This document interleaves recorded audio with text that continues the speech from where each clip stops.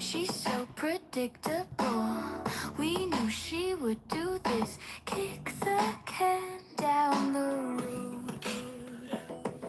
Delay the inevitable.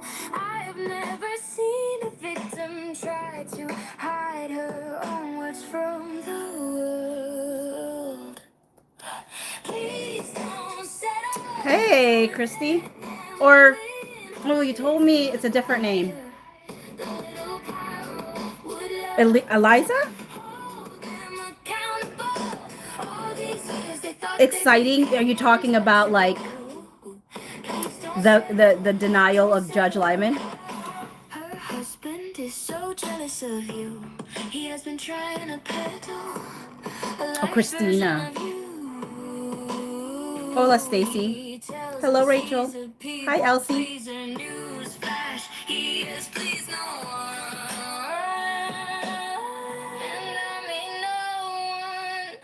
Not even his wife.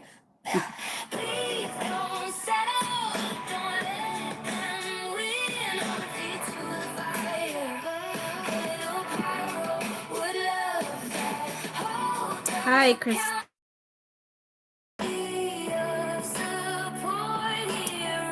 Yes, Mary, you caught a live. I don't know how long this live is going to be. It might be very short, but I just wanted to say hi to folks.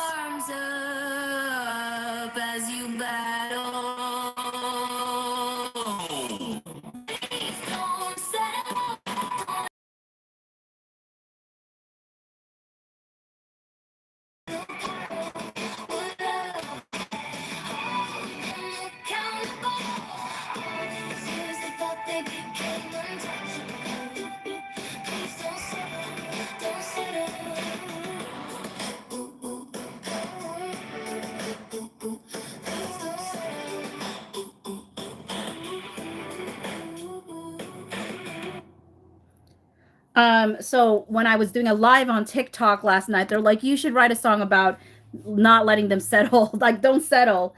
And so I ended up writing this song called Don't Settle. Oh, Rachel said, Bocce, I hyped your videos for my daughter's phone. Well, thank you.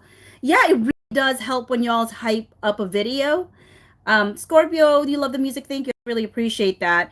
And Christina said, so excited for the denial. But so the lyrics of, oh, Daniela said, I have you on my scrolling on guest mode and saw you live. Fun. It's always wild to think about like being on somebody's television because you think about TV. That's wild to me. But so this new song called Don't Settle, the verse says this. She's so predictable.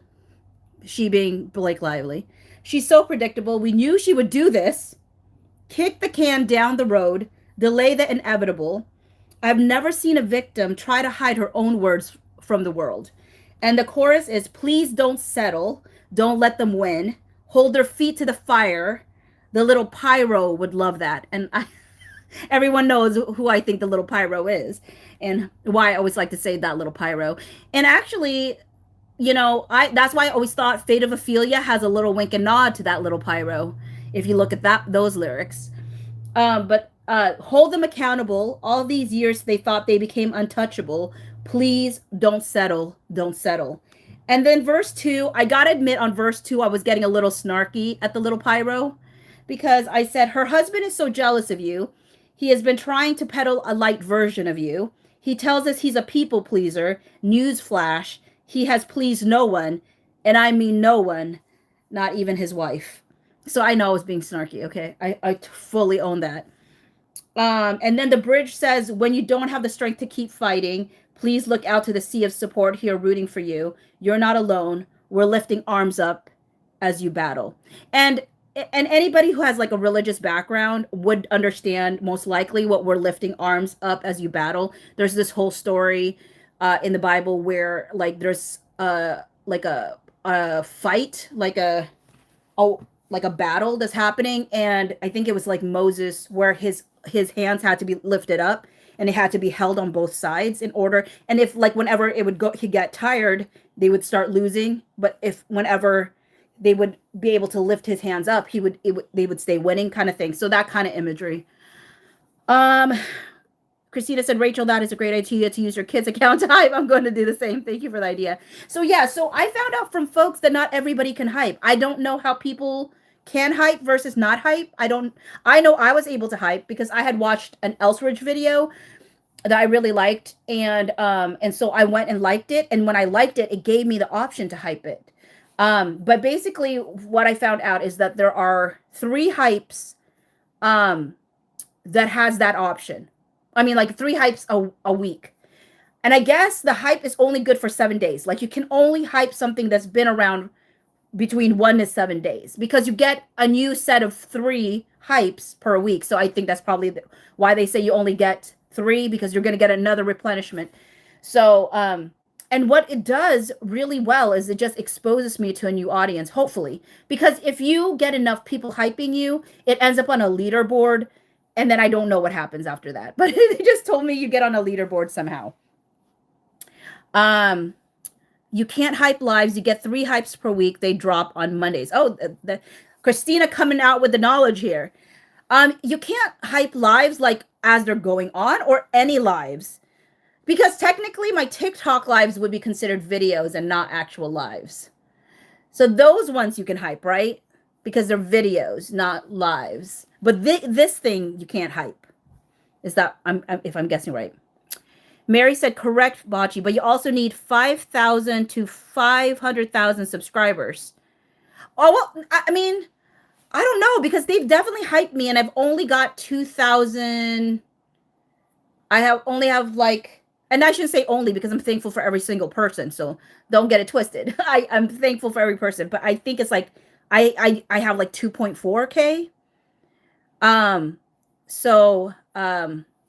Yeah. Oh, Rachel said I was able to hype her live after she posted. Okay, yeah. Maybe you can't hype the live as it's going, but you can definitely hype it afterwards. And let's see. Also, I don't think you can hype short. You can hype shorts only videos. Okay, yeah. I think that in order. Oh, wait. Maybe I'm misunderstanding you, Mary. Maybe I think. Well, no. I know I've been hyped. But I do think that they don't want anyone that has more than 500,000 subscribers to be hyped, because it's meant for small creators like myself. So as long as you're a small creator, they allow you to get hyped. So, which is awesome. I mean, I'm learning to navigate this whole new world, and it's been a wild ride so far. Rachel said, does it notify you, Bocce? When I get hyped, it doesn't tell me who hyped me, but my analytics does tell me that I got hyped. And that's why I did a video on it, because I didn't even know what that was. I had to Google it and be like, what does it mean to be hyped? I mean, like, I'm hyped at being hyped, but I didn't know what the hyping was, you know? Mary said, really? Can anyone else hype her here? Weird. I can't. WTF. Now, Mary, I heard that the hype is like, it depends on the region. It depends on a variety of things. So it's not rolled out to everybody. I don't know. Maybe it's like a beta phase. I have no idea. But when I did Google it, it says that it's not given to everybody yet.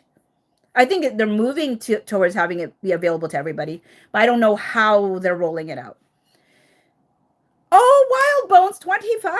I'm excited for you. Thanks. It's good to see you. I know it's been a really long time where we used to have this little thing that we would always engage in, and then life probably happened to all of us. Daniela says, Bocce, I thought you were going to be MIA for 3 weeks because you were going on vacation to Rio. No, not Rio. I didn't go to Rio, Reno. Not 3 weeks. Now, I am planning to go on a trip for 3 weeks next year. I think it's 3 weeks. I think a week in the Philippines, a week in Indonesia, and then a week in New York City for the trial that I still anticipate will be happening. It's going to start on my birthday, March 9. So it's happy birthday to me. So, oh, y'all, I have to play you a funny song I wrote. And it's literally a funny song. It's meant to be funny.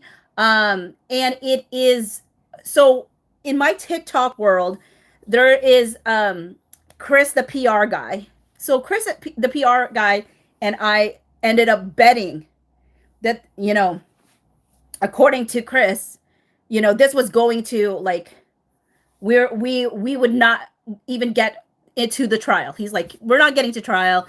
There's no benefit for them to get to trial.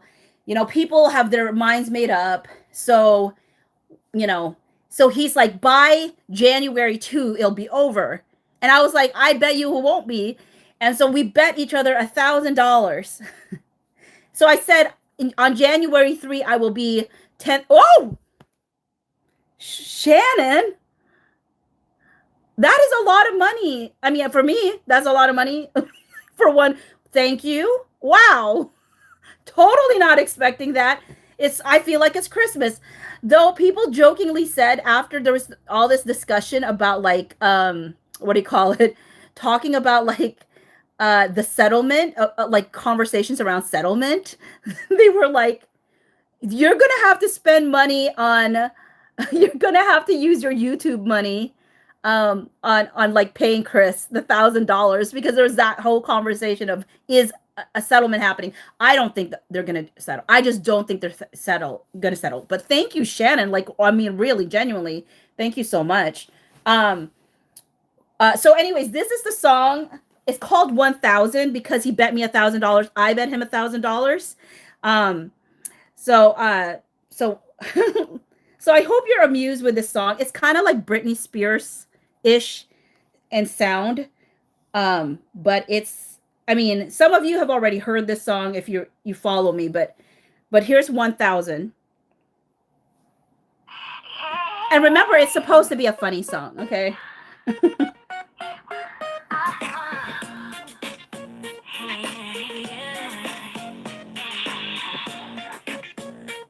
I hope they're not settling. I don't think they will. Doesn't think there is a reason to go to trial. Only 3% would change their mind. That's only if a big bombshell drop out. He thinks it'll be over by January 2. So sure he bet me $1,000. You want my Venmo or my Zelle? January 3, I will be $1,000 richer. Hotel, save me a seat in the front row of this trial on my birthday. Yeah, happy birthday to me. Yeah, I hope they don't settle. It's not about changing people's minds. It's about holding people accountable who thought they were untouchable. Maybe they'll think twice next time. Cause David took Goliath down with 5 smooth stones.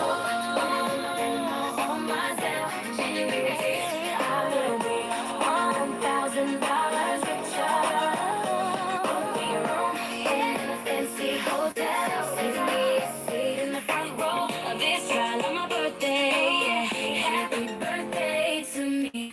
She can't just drop this case. It takes both of them to agree. They're not gonna agree. Yeah. They're not gonna hug this out. There's no apology will be given. You want my Venmo or my Zelle? It'll be $1,000 richer. Book me a room in a fancy hotel. Save me a seat in the front row of this trial on my birthday. Happy birthday to me.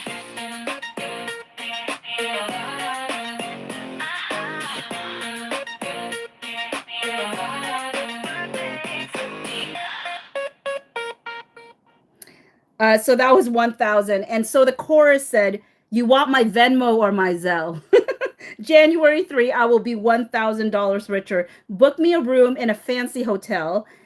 Save me a seat on the front row of this trial on my birthday. Yeah, happy birthday to me. So, Danielle said, happy birthday to me. I love it. And I hope they don't settle just because he needs all the evidence out to clear him 100%. Yeah, no, I really, okay, to me, like when I saw this order from the judge, like the amount of hope that sprung up in my heart of going, I think the judge is tired of this too. Actually, I feel like the judge was tired. Here's what I'm thinking. The judge had hoped.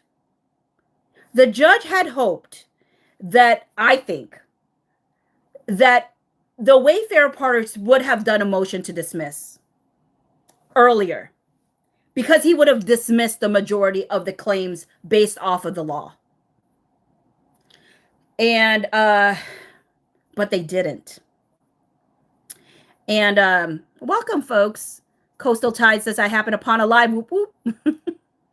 And Vanjie said yay, I caught alive. Yeah. So I think, but here's the thing. I think that I also kind of think that Ryan Reynolds and Blake Lively kind of also hoped that they were going to do a motion to dismiss a little bit. But here we are, like it has escalated to this level. And I don't know, the way I described it last night in the live is like my dad and I used to watch Dateline all the time. We loved watching Dateline together when my dad was alive. And he hated watching a Dateline that did not have a resolution.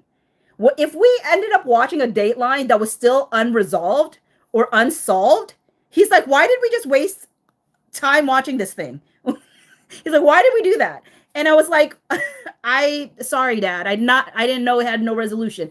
So he would be really peeved if he saw me investing a year of my life, almost a year of my life, on something that doesn't get resolved. I was like, you can't go NDA. You can't like shut everything down. I mean, it's like, and I'm like, am I being selfish?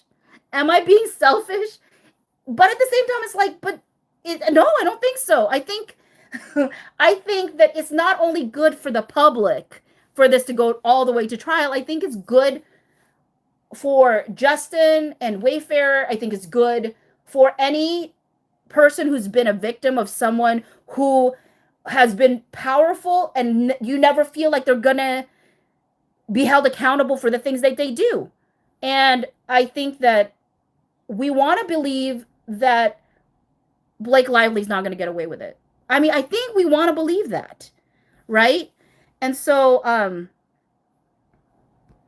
going to heart also this because Shannon's thing is still showing up on my screen, which I'm like still like in awe. So I mean, because I would never expect such a large gift. I mean, to me, it's large. So thank you. Yeah.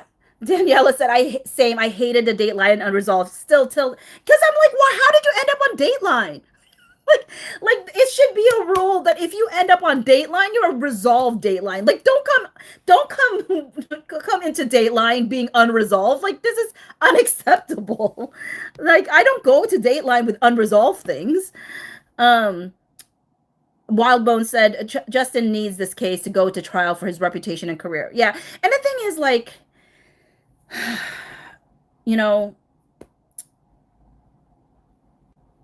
don't know what to really say. It's like there are a group of people that no matter what he does, they will never change their mind.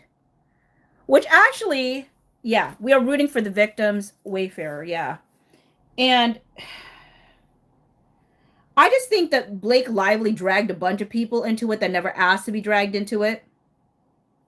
And so, she kept saying there's others. And I'm like, who are the others? You keep saying others and nobody, like, if you think about it, when Jenny Slate went to support Blake Lively, right? She only supported her on the alleged smear campaign. Never once did she say, me too, I was a victim of Justin Baldoni. And never. She didn't. She had the prime real estate to do it. Because at that point, when Blake Lively came out with her allegations, people believed her. She had a good 11 days, maybe a little less, because people started getting suspicious that about finding out she had not actually served the papers to them, or officially, like, it's officially been served. So it was kind of like, it's real, but it's not real yet, kind of thing. Coastal said, I think for his mental health, he needs to be cleared because he is innocent. I mean, it's so hard, right? Because on one end, you can't help what people are going to assume.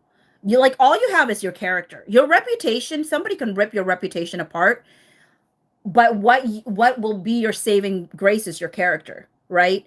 Your character will always shine as people are trying to dismantle your reputation. And I think this is what Blake Lively and Ryan Reynolds did not understand about Justin Baldoni. They went for the jugular in trying to ruin his reputation, but they didn't think about the fact that Justin Baldoni's character would outlast their desire to destroy him. Like, if Justin Baldoni, like, allowed himself to succumb to becoming like Blake or Ryan in the way he engaged, I think, you know, he would have already suffered the fate of having that kind of, like, mentality of living. But I think he rose above it, even though it was hard for him. I mean, think about all the text messages that we read where it's very clear how, like, heartbroken he is about things. And yet, even in the height of his anger, I mean, some of his anger, I mean, it was still very, like, measured. And not many people can say they have a very measured response to literally watching your life be destroyed by people, you know? And the good thing is that enough people have seen him behind closed doors and have been in his life consistently enough to go, yeah, there are fakers out there. Ryan Reynolds being one of the biggest fakers out there. But, like, yeah, there's fakers out there, people who pretend to be nice, right? Fake nice, as Ryan Reynolds loved to indict Justin Baldoni of being fake nice. Thank you, Deborah, for the gift. Thank you. I appreciate it. I sometimes, because I'm getting used to these whole things, I'm, like, looking to make sure if I've done it properly. But yeah, so it just really breaks my heart that one of the things I've said this in another live, like, one of the things that Blake Lively said to him that really eats at me is the day that she told him he was safe with her. It's like, I was like, out of all the lies that Blake Lively told Justin Baldoni, telling Justin that he was safe with her was probably one of the biggest ones. Oh my word, enough. Y'alls. So Ellen-DP said, I think JH and JB would want to clear their names, not just for their careers, but also for their children. 100%. I totally agree with that. Also, thank you for your gift. Like, this is really, I'm not going to lie, I'm a little overwhelmed because I've never had this happen. So I'm like, whoa, there's so many gifts. And it's just 2, but it's like, I'm still like, well, 3. Because also these gifts that, like, that Deborah gave me, I found out it becomes money too. I don't know how. I've been Googling it, but they said it does, but I don't know how it converts. So thank you. Someone had actually asked me, I think, I don't know if the person's in the space, but, yeah. But I'm not gonna bring up who it is in case you wanted to stay private. But somebody had asked me, like, do you want to, like, create an Amazon list to let people know? Because I was like, oh, I need to have a setup or something. I don't know. But I said, like, that's okay, because, like, whatever money I get from, like, YouTube, I could, like, put back into, like, potentially saving up money to, like, create a setup. I don't know what the setup would look like. But the other piece of it too was, I was like, Ellsridge, I don't know if y'all know Ellsridge. I would think so, because a lot of you came from Ellsridge when I went to be on her show. But but she has a GoFundMe for like building, I think it's like a bridge somewhere. I'm fairly sure it's a bridge. And so like I was like, that's more worthy than me. That's for sure, I think. Sometimes we must let go. 13 said, imagine a man saying you are safe with me and doing everything Blake did. 100%. And also thank you for your gift. That but 100%. Like that's why it was heartbreaking to me for her to say what she said. Because it's just like, you know what? What? Like why did and I think about like the context in which she said that. It's because he said something, and when he said what he said, he felt like, oh, that came off wrong. Like that's not maybe the right word. So he was already like thinking very clearly about not saying the wrong thing to her. And then she had the audacity to say that he was safe with her and then nitpicked sexy. Out of all the words, one of her favorite words, she was going to nitpick that. I sometimes I really just genuinely don't get her. Eliza said Blake truly believes that she's top notch. She has all these celebrities who she claims are friends. You know what she has? She has fair weather friends. She has fair weather friends because, you know, where are they really? I mean, all we see is her shopping alone at Trader Joe's. It was so fun in the live where I think, I don't know if it was Carol. It might have been Carol. She was like, they were talking about like that's not proper Trader Joe shopping. Like you you have to carry those things like two hands kind of situation. Thanks for the gift there. Two hands, like you fill it up to the top or whatever. And they're like, and also she didn't even fill it to the top. How do they know what's in the bag unless somebody told them what she was shopping for? And anyways, it was just kind of funny, but it's all PR. And I think we're all in on the game of how they're handling all of this situation, right? Like we know that it's all PR. I mean, honestly, I originally felt like that the reason that they delayed this unsealing was because they knew what was in the unsealing, and they had to PR us to tell us what to feel about it. And for me, I felt like Ryan Reynolds was trying to say, like, I love dissenters. And I was like, the fact that he's bringing out this I love dissenters on my set, I'm like, you are really queuing it up for Blake Lively to be seen as just merely a dissenter. Like, you got to be a confident person to be able to handle dissenters. You shouldn't only want your perspective. But, like, that wasn't Justin's issue. Justin's issue wasn't that he couldn't take other people's perspective. He actually took a lot of their perspective. If anything, he let them railroad him in a lot of ways, and which was unfortunate for him.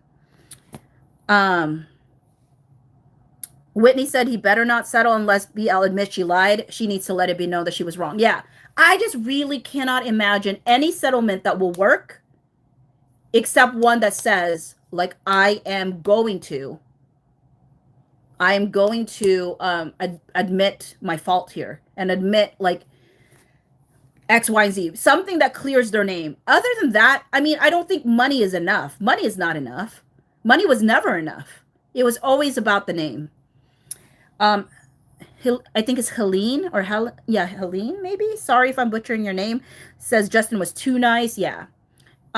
Elisa said Deadpool is Blake's only true backing. Yeah. And I'm not even sure if she has that backing. I don't know sometimes.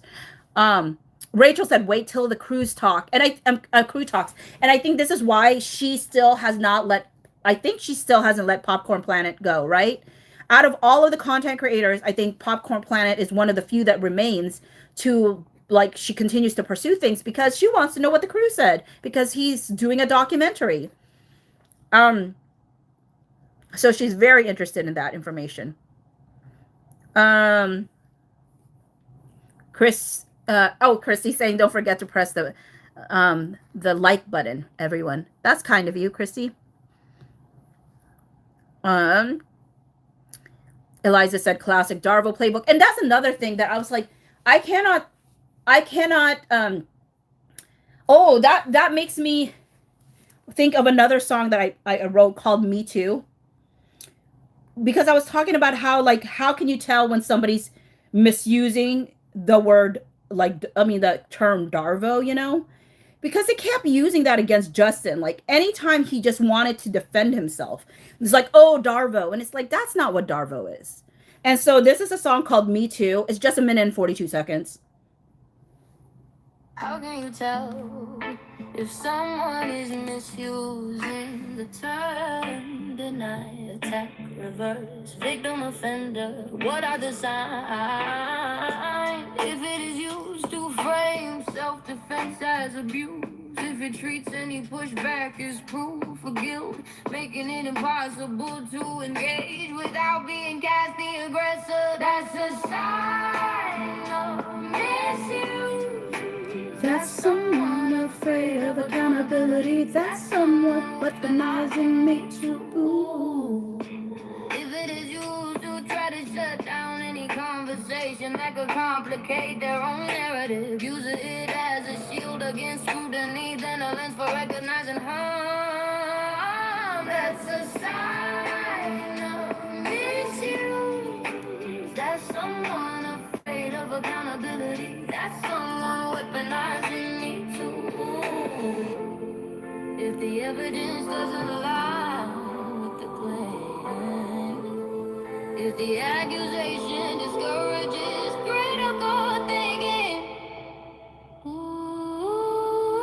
that's a sign of misuse. That's someone afraid of accountability. That's someone weaponizing me too. That's a sign of misuse. That's someone afraid of accountability. That's someone weaponizing me too. So that was Me Too, because I was like, that's just weaponizing. If you can't even defend yourself, if any act of defending yourself is seen as like, oh, that's DARVO, you can't. How can a person defend themselves? Really? There's a very clear ways of doing DARVO, and Justin was not engaging in any of that. Um,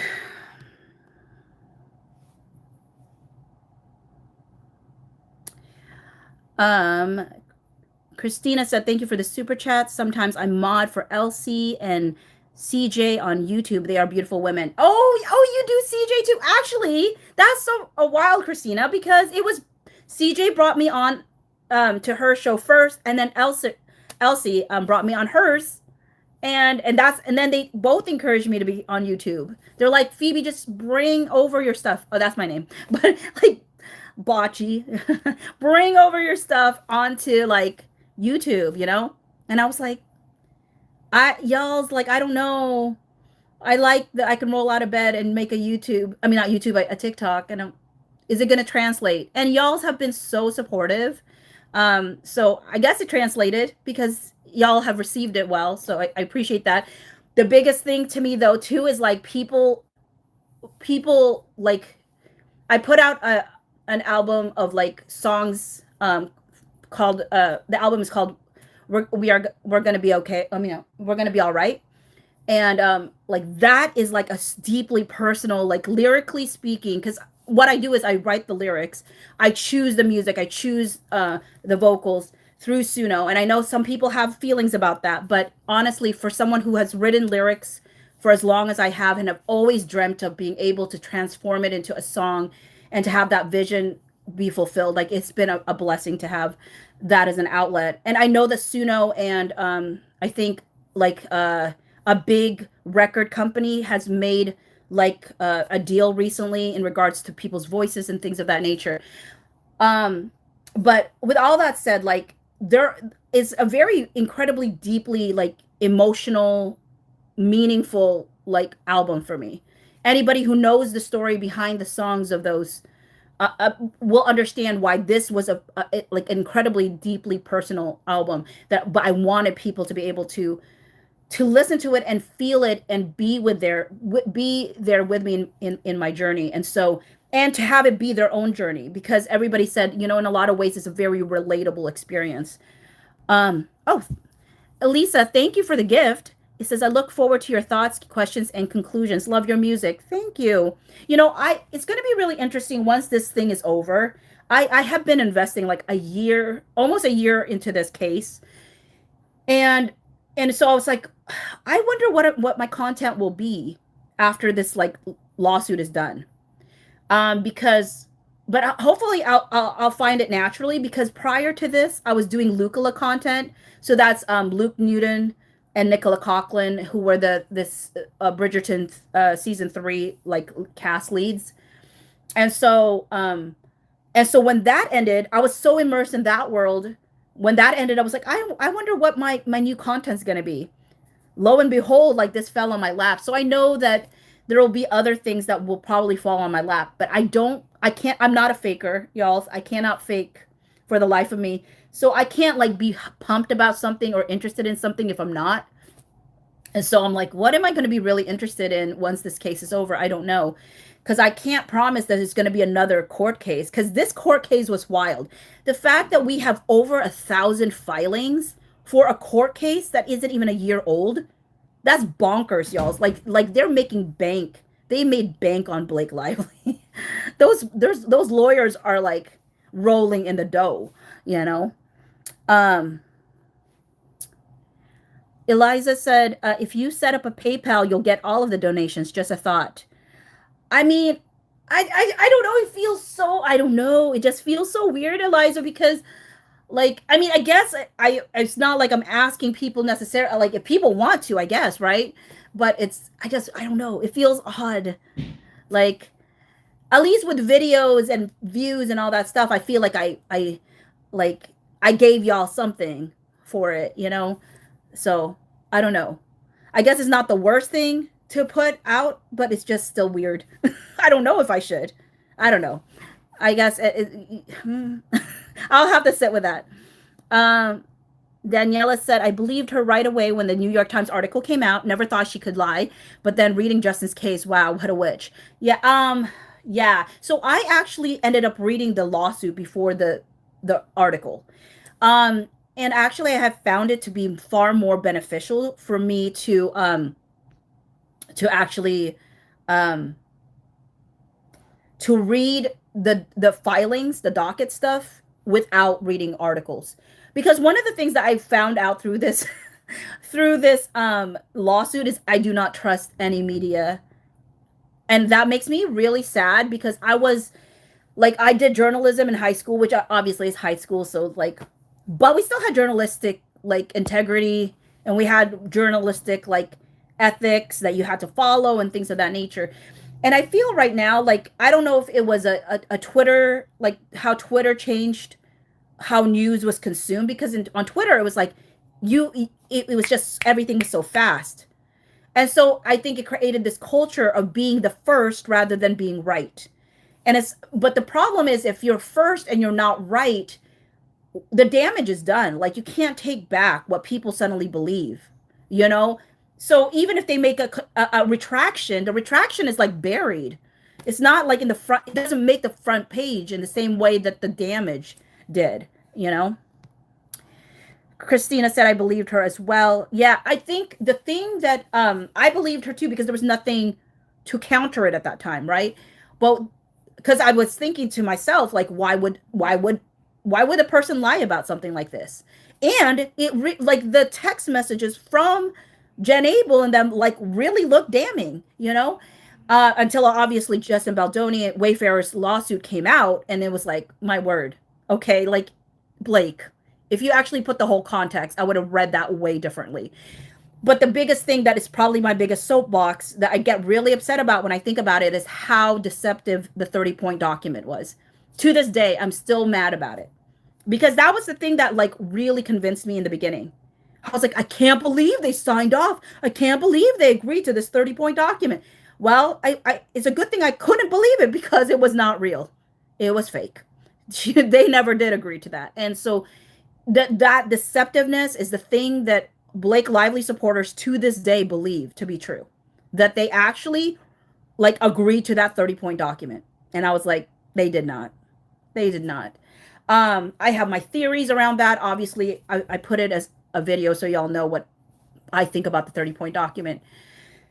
But the thing that stood out to me before the 30-point document, before any of those things, the thing that gave me the most pause about Blake Lively was the lack of dates.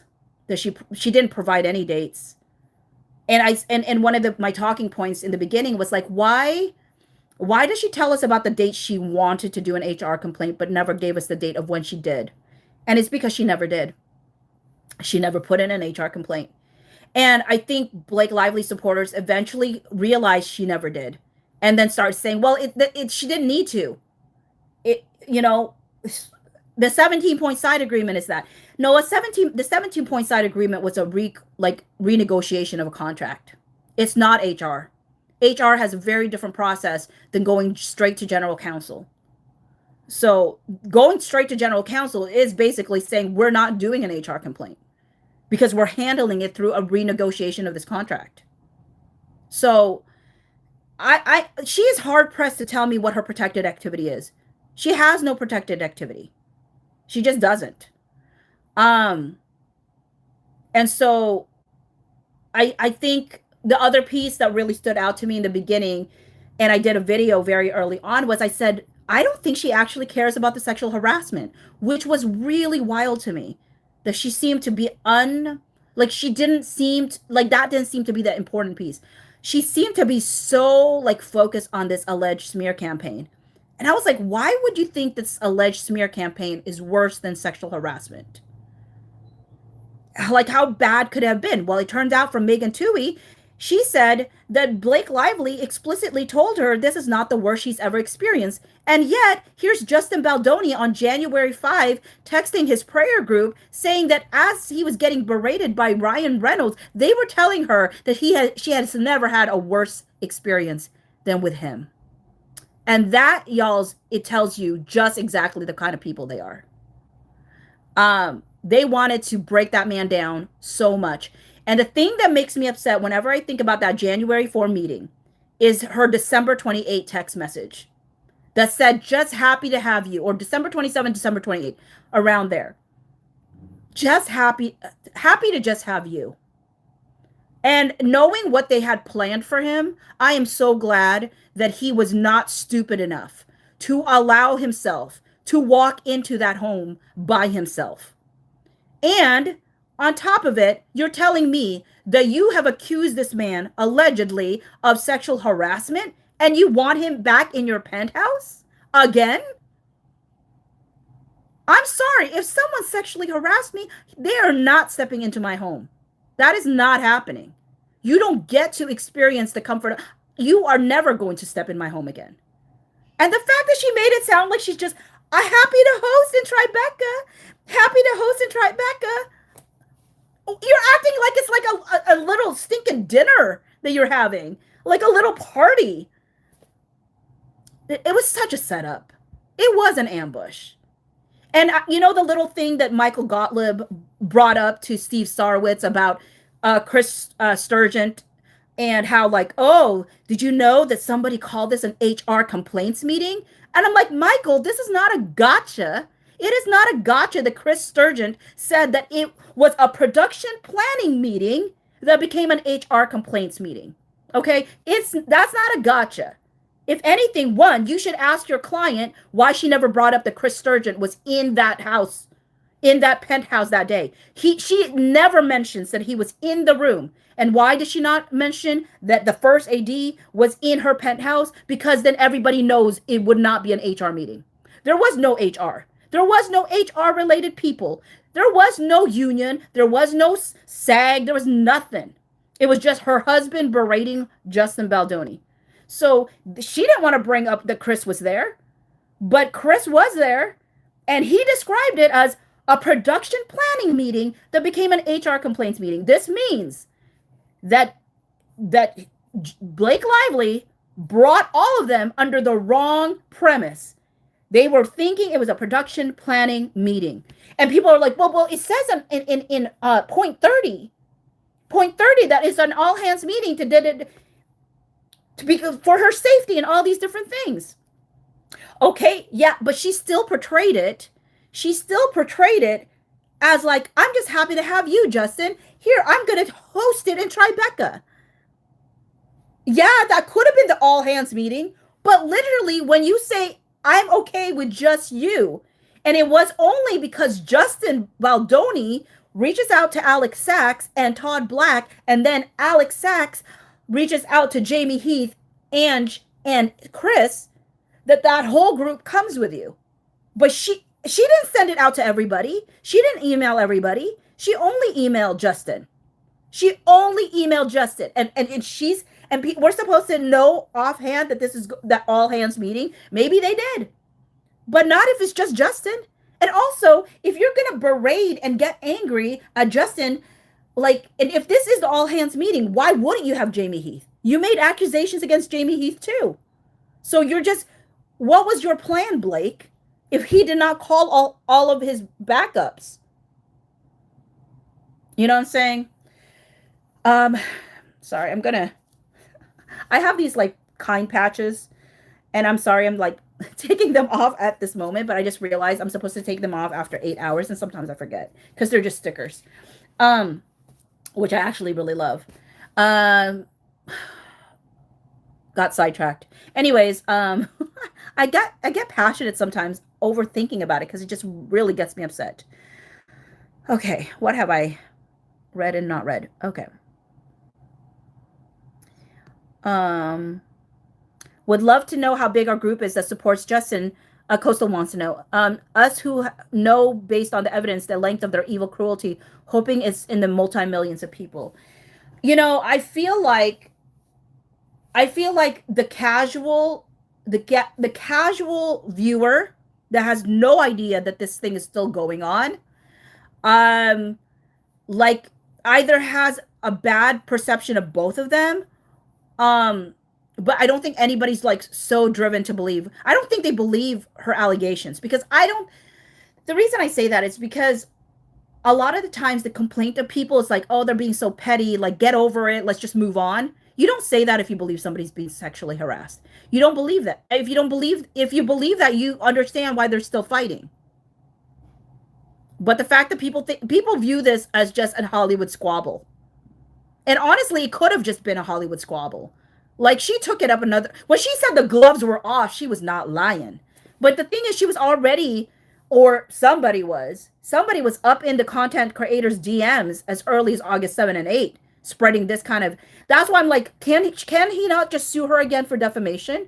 Because if it turns out that the things that was spread to Jenna, she said it was so close to the lawsuit that I'm like, well, and we're finding out that the pieces in the lawsuit are not accurate and not true representation of things that went down. So if that happened, you know what I mean? If that happened, I want to see. I really want to see. Um Eliza said Popcorn Planet pointed that the person taking the picture was only a few feet away, totally discreet. Oh, I don't know what it was in reference to there. Daniela said, "Does anyone know who cast Blake? Was it Baldoni or Sony who told them to hire her? Have we seen those evidence or messages?" Um, Alex Sachs said she's the one who, like, Blake was her first hire, so I think it came from Sony, and obviously they talked to Justin about it, and then Justin got to meet her and then decide as well. But it was very clear that I think it was on Sony's side. Uh, Ki Kialoha Kialoa. Sorry if I'm reading that wrong. I don't think she will admit anything and apologize. She seems stubborn, and Justin, anyone else is below her. Yeah, I don't think she's gonna apologize. I don't think so. Um, Vanjie said, "Yep, the documentary. I'm saying that wrong. The docu, documentary. Anyways, y'all know what I'm saying. It's scary for her." Eliza said, "We already know that Blake fired so many crucial parties for the movie just to say she did the work. She's a joke." Um, and let's see here. Hi, girly 1209. Rachel said, "What do you prefer to be called?" I mean, probably Bocce is fine because my real name feels a little bit intimate. And so unless somebody really knows me, and some people do call me by my name because we've engaged enough, It's one of those things. William said, "Hi, you're a beautiful woman inside and outside." Thank you, William. Daniela said, "Bachi, did you watch the Depp versus Heard case online?" I actually did stumble onto the Depp versus Heard case. Um, Now I didn't know all the drama behind it. I just ended up watching the trial, and it was kind of interesting to see the difference between people who watched the trial and people who didn't watch the trial. Because I watched the trial and I was like, ugh, like that did not look good for Amber Heard. But people who didn't watch the trial seem to be like thinking that it came from a place of bias. And I'm like, oh, wait a minute, what? Like, I was like, I literally just watched the trial. I didn't even know they were like, there's a smear campaign going on or something. Like, I don't know what they said exactly, but I was like, what? Like, I'm just talking about the trial. Like, I literally sat and watched it. And I'm saying she did not do well at all. First and foremost, she'd had the worst lawyers. Like her lawyers, what? Like she must not have had a lot of money because the lawyers she got were not good. I think if she had better lawyers, it would have ended up better for her. But also, I think another thing that probably did her in is probably the same thing that kind of, and I don't like the comparison of Depp versus Heard and this whole Justin Baldoni versus Lively case because it's very very different. They're not at all alike, except for maybe like they're both blonde women or something, but there's no comparison because the dynamics is different, the relationship is different. um but what I will say is that what did her in for me her credibility was a little bit shot when there's two things that happened, three, maybe three, in the trial that I was like, oh. One was the reuse of a picture. They reused the same picture twice and claimed it was 2 different days. And as a person who's very detail oriented, that kind of stuff, like, I'm not okay with that because that feels like you're doctoring evidence, and I'm not. So it is better to have no evidence than doctored evidence to me. And the other one was when she claims that a bottle was jammed up her, and then said that she didn't go to the like doctor, like nobody like examined her. I was like, okay, that's wild, wild. Because if something got jammed up, like, and something that was broke, like that would be a problem. And the other was the black eye. That one day she had it and the next day she didn't. And so then it felt like she was manufacturing things. Now the thing is, what I will say is that I thought very much that their relationship was very toxic. I don't think I'm one of the folks that felt like that she was. Some people really believe that she was just like this horrible person and he was fine. I don't think so. I don't believe that. I believe that it was a very, very, very toxic relationship. A very toxic relationship, and they really touched on each other's wounds. So I think that the way that Depp handled conflict is he would run away. And he tried to run into a bathroom. He tried to lock the bathroom. He didn't want to be near her when conflict was happening, which then touched on, I think, Amber Heard's like trauma around abandonment. So every time he would run away, it's like, wait, wait, wait, wait. No, like, don't run away. Because then it feels like she's getting abandoned. He's not fighting for the relationship. He's not fighting to be with her. And that scared the living daylights out of her. So it's two people that probably were super dynamic when things were good, but incredibly explosive when things were not. And so I don't think there's any in my brain, it's two incredibly flawed people um that yeah. So it was interesting. It was a very interesting trial.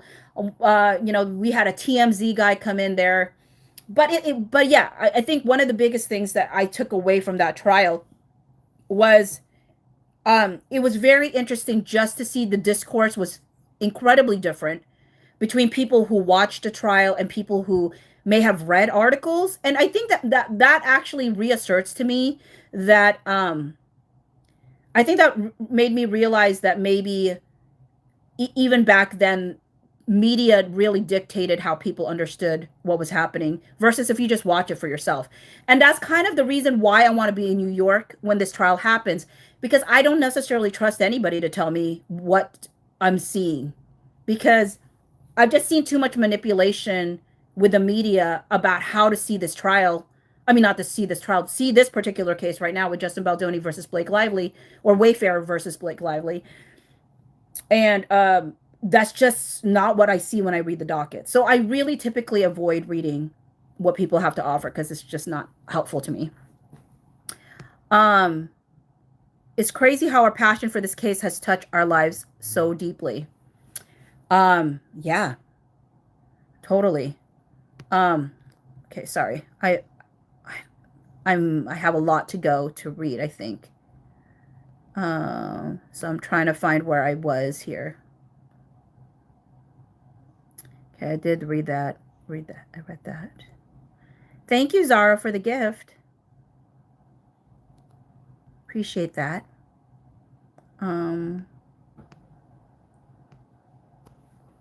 Eliza said, it's crazy how our passion for this case has touched our lives so deeply. Yeah, for sure. Shorty said, YouTube takes 30%. Oh, I mean, I can believe it. I can believe, I mean, I mean, I can and in some ways I can understand, right? Like, I'm not having to do, they've built the infrastructure. So I guess I understand that. Scorpio said there's 121 watching and only 27 likes. Y'all need to like video, please.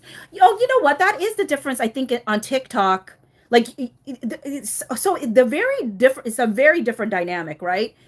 Like on TikTok, like by this point, if I had 152 like people watching a live, I would have already been at like 10,000 likes, which is wild, right? Because in TikTok, you have to like tap tap tap tap tap, and you're just giving all these like hearts. So it's not likes, it's like a bunch of hearts. So that's the difference on TikTok. But y'all are like generous in a different way. Oh wait, there's something on here. Oh wait, no, I already looked at that. But yeah, there's y'all's are super generous on YouTube though, like in a very different way than I would say the TikTok crowd is, because it's just a very different dynamic, and like the setup is different, and like, so yeah, it's very cool though to see the difference between the two. Daniela said that is insane. Coastal Tides. Could you imagine if Justin went to just a new actor like Isabella? I wish he just did. I mean, I kind of wish he didn't choose to be Ryle, because that's part of the reason why they aged it up. I know people are like, no, that's not the reason why. But honestly, like, remember when Steve Sarowitz gave Justin a bunch of like list of actresses that he could potentially have as Lily? And his response was, I can't have any of those because they're too young. You know, he didn't feel comfortable with a large age gap. He wanted someone that was in his age range, which, I mean, honestly, is commendable, because that doesn't always happen with actors. Sometimes they're very happy to go with someone incredibly younger. And I'm glad that he was very conscious that he did not want to do that.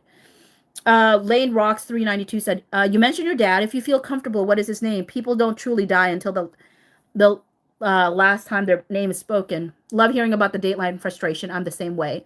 My dad's name was Ben, and his 1 year death anniversary is actually coming up on December 2. So we'll see. Like, it comes in waves. Like, sometimes I'm talking normally, and then suddenly I'm like bursting out crying, and I'm like, well, did not expect that to happen. I was actually facilitating a training, and one of the things in the training is an identity wheel. And one of the questions is like your relationships, right? And I said I'm a daughter, and like, I didn't cry at the moment that I said I'm a daughter. And I said, but my dad recently passed away, because when I was doing this identity wheel, it was fairly still recent. And I said, and he requested me to take care of my mom. And the minute I said that line, I busted out crying. And I was like, get it together, because I'm here at work. Like, I wasn't trying to cry at work. But you know, I like, people totally understood. And because we're human beings, we don't get to dictate when we cry. you know, and sometimes I think about that when people like post videos of themselves crying and people are like, oh, you're just trying to like, and I'm like, well, one, if it's a live, they can't help it. Like if I've busted out crying on lives, not because I want to, but just because literally, one, I'm a crier. I'm like, I'm a sensitive person. I cry very easily. Like when I was a kid, my mom used to say that I used to cry during commercials because I'd be like moved. So that's just kind of who I am as a person. But the other part of it is like crying is a universe, well, I don't know if it's a universal experience. I guess some people want to be able to cry but can't cry, and some people don't want to cry and don't cry. But like, yeah, I never know what's going to trigger like any feelings per se. um Christina said people enjoy contributing to content creators because it allows us to give back. Oh, well, that's nice. I mean, if it makes people happy, I can. Like, where do I put this? Where do I put a PayPal? Do I put it on my page? I don't know. You tell me. Because I mean, I honestly, that's a really. I used to live the nonprofit life, Christina. Like back in the day, I was making like $9 an hour. That not now, obviously, but back then, like $9 an hour, and I was like getting paid once a month because I was doing nonprofit work. But part of nonprofit work was you had to ask people for money, and I remember crying with my area director because I was like, I can't do it. I'm like, I love giving people money, and I love donating and all that stuff, but I don't, please don't make me ask, and da da da da. And she was like, don't underestimate your value and the things that you offer and the things that you do, because there's a lot of people that wish they could have the ability to do what you're doing, and that's why they want to support you, because it's in a way an extension of them being able to do the thing that they wish they could do, or something like that. And so that was like, I really appreciated that reframing that she did. Whitney said, I believed her as well. I'm actually a feminist and care about women, though, unlike Blake. LOL. Um, yeah, I mean, it's been hard to kind of witness things with Blake because it has felt very like whatever's convenient for her is convenient for her, that's when she will bring it up. But when it's not convenient for her, she moves on. It's like she brought up 47.1 and because she wanted it to use it for herself, and then it didn't work out for her. And she hasn't spoken about 47.1 since then. Oh, Shannon, thank you again for another gift. You said, I'm part of the Dead Dad Club. I still miss him, and it's been 12 years. I tell people that don't understand how I'm still sad about it after all this time. It has been 12 years since I talked to my dad. I hear that. Um, I actually ended up writing a song for my dad. One was called Promotion, the other one was Home. Like writing lyrics, writing songs, like that is like the biggest outlet for me. Like it's a big healing, therapeutic experience for me. And also because I think a lot of the things I write about, I hope has a universal effect. Like I remember doing a live on TikTok where I played some of the songs I wrote, not only when my dad died, but like when my friend was dying. Because my friend, my close childhood friend that I've known since we were like super young, he died at age 44 last year, 2 months before my dad died. And actually, the week after he died, I was at the emergency room with my dad, and I was said, Dad, like, please do not die right now. I said, I know this sounds selfish, but I cannot handle the death of two significant people in my life at the same time. Like, you need to give me some time here. Like, you can't. And he did give me some time, like 2 months time, but um I still don't know to this day if I've processed my dad's death, because I took so much of my energy processing the death of my friend. And at the same time, I feel like there was less unresolved issues between my dad and my, and versus my friend. There were things unresolved between him and I think. And so I think that lingered a lot more because of that. But I wrote so many songs, and tomorrow I'm going to visit his grave because I visit him every 27th. He died on September 27th, which is Van Zandt Day. For anybody that knows, he died on Van Zandt Day. But I go every 27th. I have not missed a month except the month that I was in Greece, because I went to Italy, Greece, and Malta, which worked out because that was one of the items on his bucket list was to go to Greece. And so I was like, okay, I'm not at your grave, but I am at a place where I can bucket list off this thing. You know what I mean? So,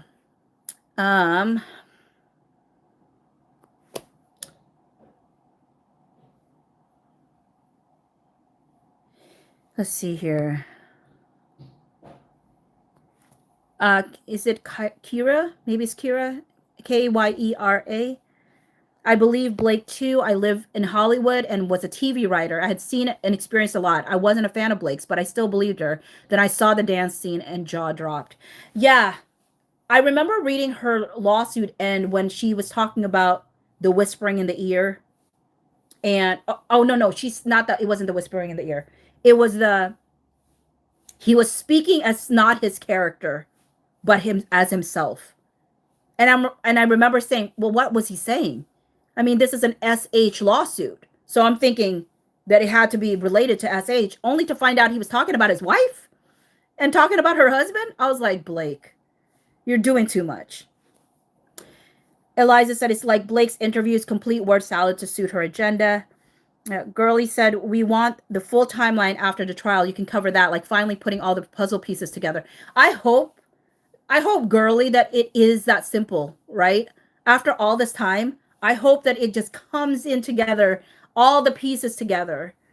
That would be fantastic, but we'll see. We'll see if that's what happens, you know? Shorty P1000 said, anyone working in any business, because food retail or office work, there are HR protocols in place. She never filed a complaint with SAG, Sony, or Wayfair. Yeah. They're not going to find one. That's why she never offered it to us. There isn't one. There really isn't one. Daniela said 100%. July Baby 19 says they also never specified what this worst experience was. It was vague, not about SH. Yeah.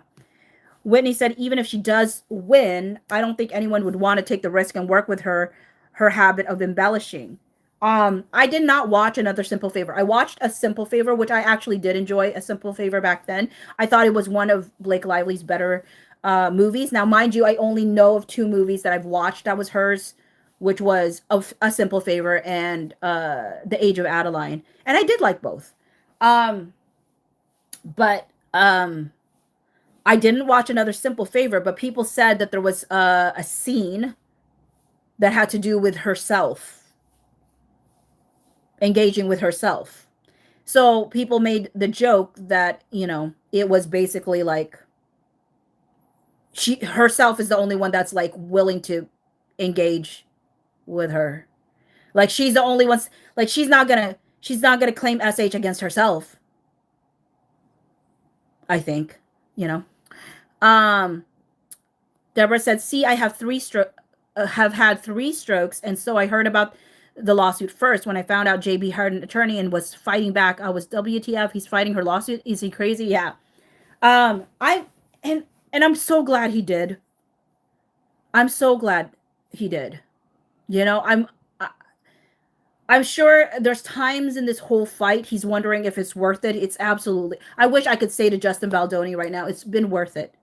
Like it's never going to, like the Hollywood, they came into this whole thing trying to change Hollywood.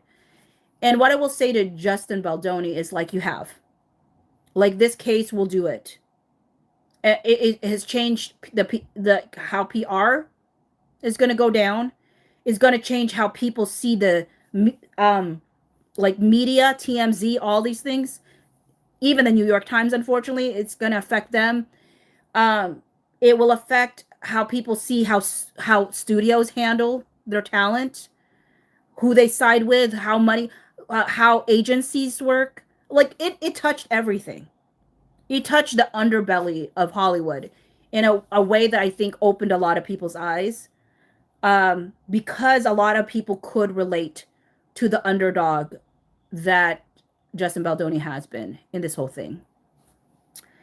Ellen-DP says she let him be around her children 100%, right?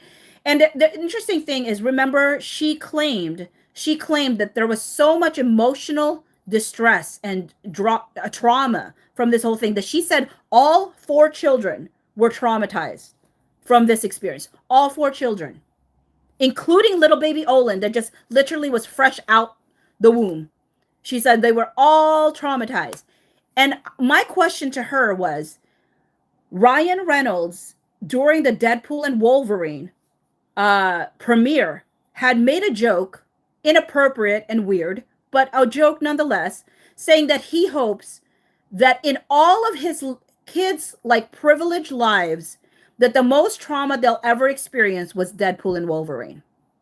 And I'm like, if Ryan Reynolds is making that joke at the end of July, and you're out here in a lawsuit telling me that your kids were traumatized, then you're telling me that what traumatized them was not that their mom got SH'd.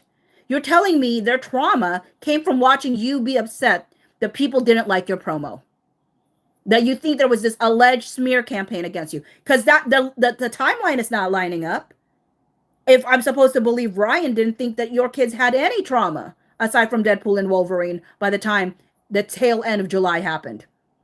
So you're telling me the trauma that was so bad for your children must have happened from between August to December. And that's only the alleged smear campaign.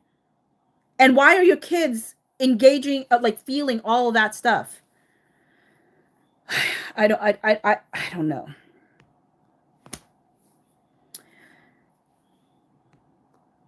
Yeah, VS Arm said Jamie would never let him go on his own. What I'm glad about is it was actually Alex Sachs that like tagged Jamie in, because originally when Blake Lively reached out to Justin, he sent it to Alex and Todd, and he actually told Blake that it was going to be Alex, Todd, and Chris that were going to go. If Alex did not forward it to Jamie and Ange, Jamie and Ange, and she also forwarded it to Chris because I don't think that Justin had Chris's email yet. Forwarded to them. Then they came. So it was actually Alex Sachs that made that happen, which I'm really thankful for. And I know people wonder, where does Alex Sachs fall in this? Is she a double agent? Is she whatever? I genuinely have no idea what the relationship Alex Sachs has with any of these folks. But all I know is that, like, she was a person that was just trying to get this movie done. Girly 1209 says she was trying to frame them every chance she gets. Lane Rocks 392 said Emily Baldoni definitely had her hackles up with BL with that come alone shtick. Yeah. I mean, I'm sure he talked about it with his wife too. She's like, don't you dare. She's setting you up. Shorty P1000 said my theory of why she didn't file a SAG complaint is because SAG would have shut down production for up to 90 days to do a full investigation per the rules on their website. Yeah, she didn't want an investigation. As much of a big hoopla as she made about, like, they didn't investigate, that's the issue, she could have had the CRD do an investigation. She chose not to. I don't think she ever wanted an investigation. That's why when Wayfarer finally did get an investigation, and both Wayfarer and their law firm, right? Then she wants all of the notes. What is this investigation finding? Well, shouldn't you know? Or are you afraid that it's going to show that you concocted this whole thing? July Baby 19 said, what are the patches for? They're kind patches. So I had 3 patches on me. I had the berberine one, the NAD one, and like a metabolism one. So the metabolism one I'm not going to buy again, but the berberine one I absolutely love, because the first month when I was just doing it by itself, I lost like a 1.25 pounds a week, and just by sticking that sticker on me for like 8 hours.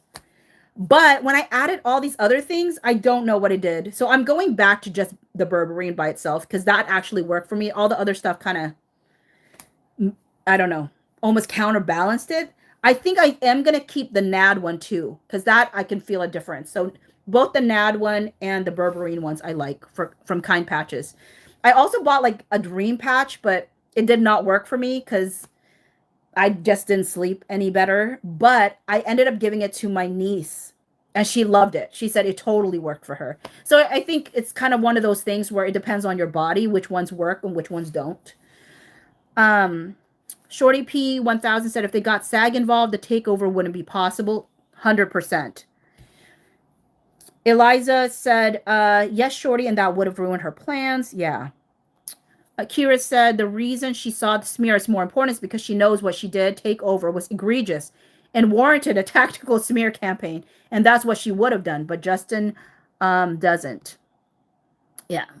Christina says she would have been putting stories out about Wayfair parties for years to come. And I mean, I think here is like, what's the word?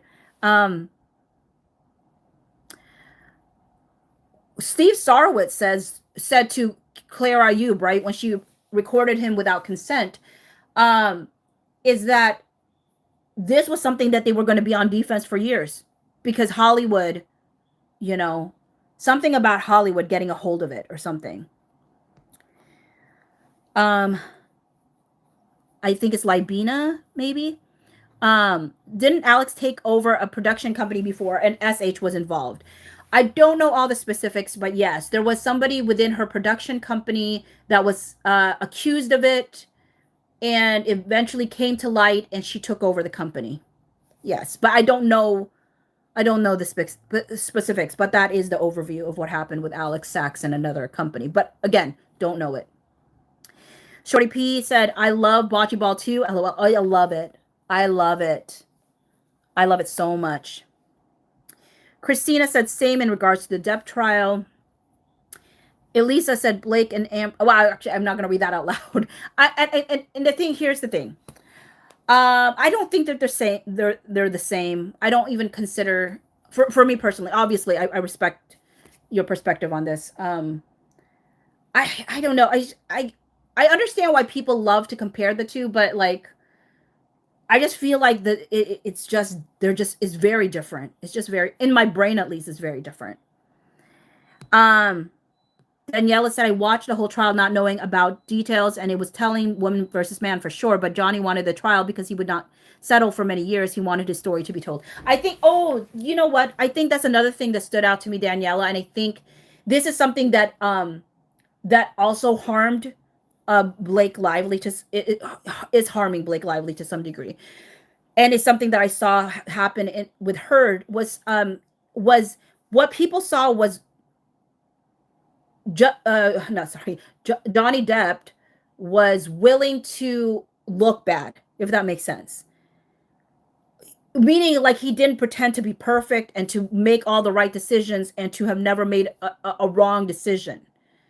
So whenever he wrote something bad or did something bad, he owned it, which made people trust him more than when she would almost like deny things because it would make her look bad, but yet there's evidence that it was true.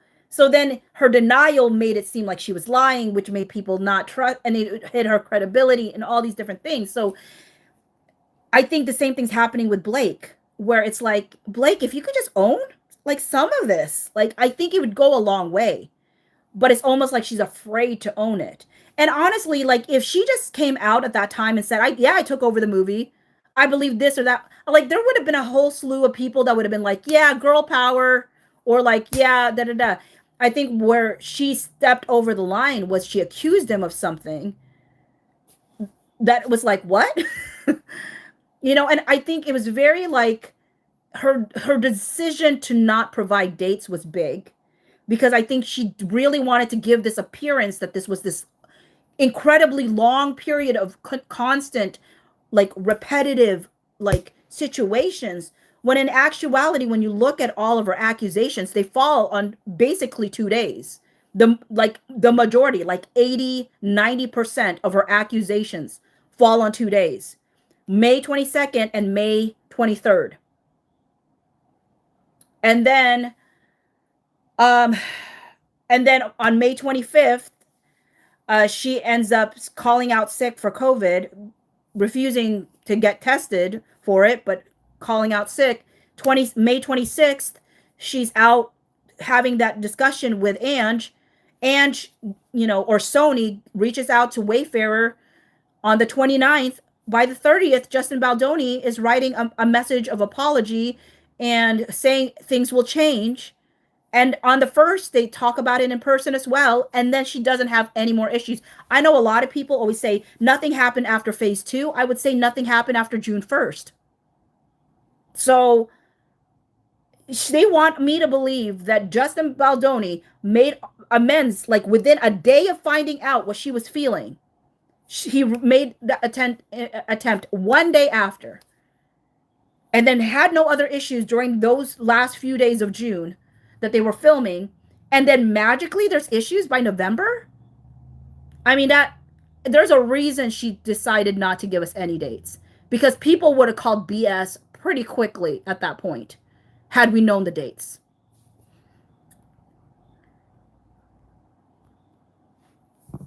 Daniela said, and I have a feeling Justin wants the same. Yeah, wants his story told. Yeah. I'm not a bot said, I love having bought you on YouTube. Thanks, I'm not a bot. It's good to see you on here, because I do see you on TikTok as well. I think it's Kenny Vixen Music, still behind, but I love having bought you over here too. Are you saying you're still behind or I'm still behind? Because I am behind in reading messages, if that's what you mean, or you mean something else. Ki Aloha said, I agree. I'm sorry if I'm butchering your name too. I agree Johnny and Amber relationship was toxic. Yeah. Mary said, maybe I can meet you in New York. I'm in New Jersey. Yeah, I mean, are you planning to go to the trial, Mary? Because I'll probably that's the best place to probably you will meet me in line. Because I don't know how that works. Do we stand in line to try to see if we can get in? I don't know. Eliza said, this has opened my eyes to mainstream manipulation. Yeah, me too. And it makes me so sad, because I would like to believe my news outlets. I would like to. But just seeing really, it does come down to money, power, and access. Money, power, and access. I'm not a bot said, I was happy Johnny was vindicated and he was a super flawed man. Justin and Jamie are such good people and hope they get justice. Yeah. And I think another thing that I think that helped Johnny was Kate Moss. I think Amber should have never mentioned her, because that testimony definitely did not help her. So I mean, there were so many things in that trial that did not help her, and that's why, again, I was very surprised to hear the difference between people who watched the trial and people who just read things. Because I was like, why do people perceive it that way? And I think it's because everything was perceived through somebody else's eyes. They didn't get to witness it themselves. Or maybe they just have very different starting points on how to understand what was happening. But yeah, it was interesting. But I definitely don't have yeah. But it was a very different dynamic in regards to their power dynamic was very different than the power dynamic here. Shannon said, I always need to be reminded to like. Yeah, I actually it. So how do likes work here? Because the fact that there is 65, does that mean people can only like once? Versus in TikTok, there's hearts, and you're just pressing hearts, and people are like, let's get to 20,000 I mean, not likes, or 20,000 hearts or whatever they say. I forget what they say. So I don't know how that works here on YouTube.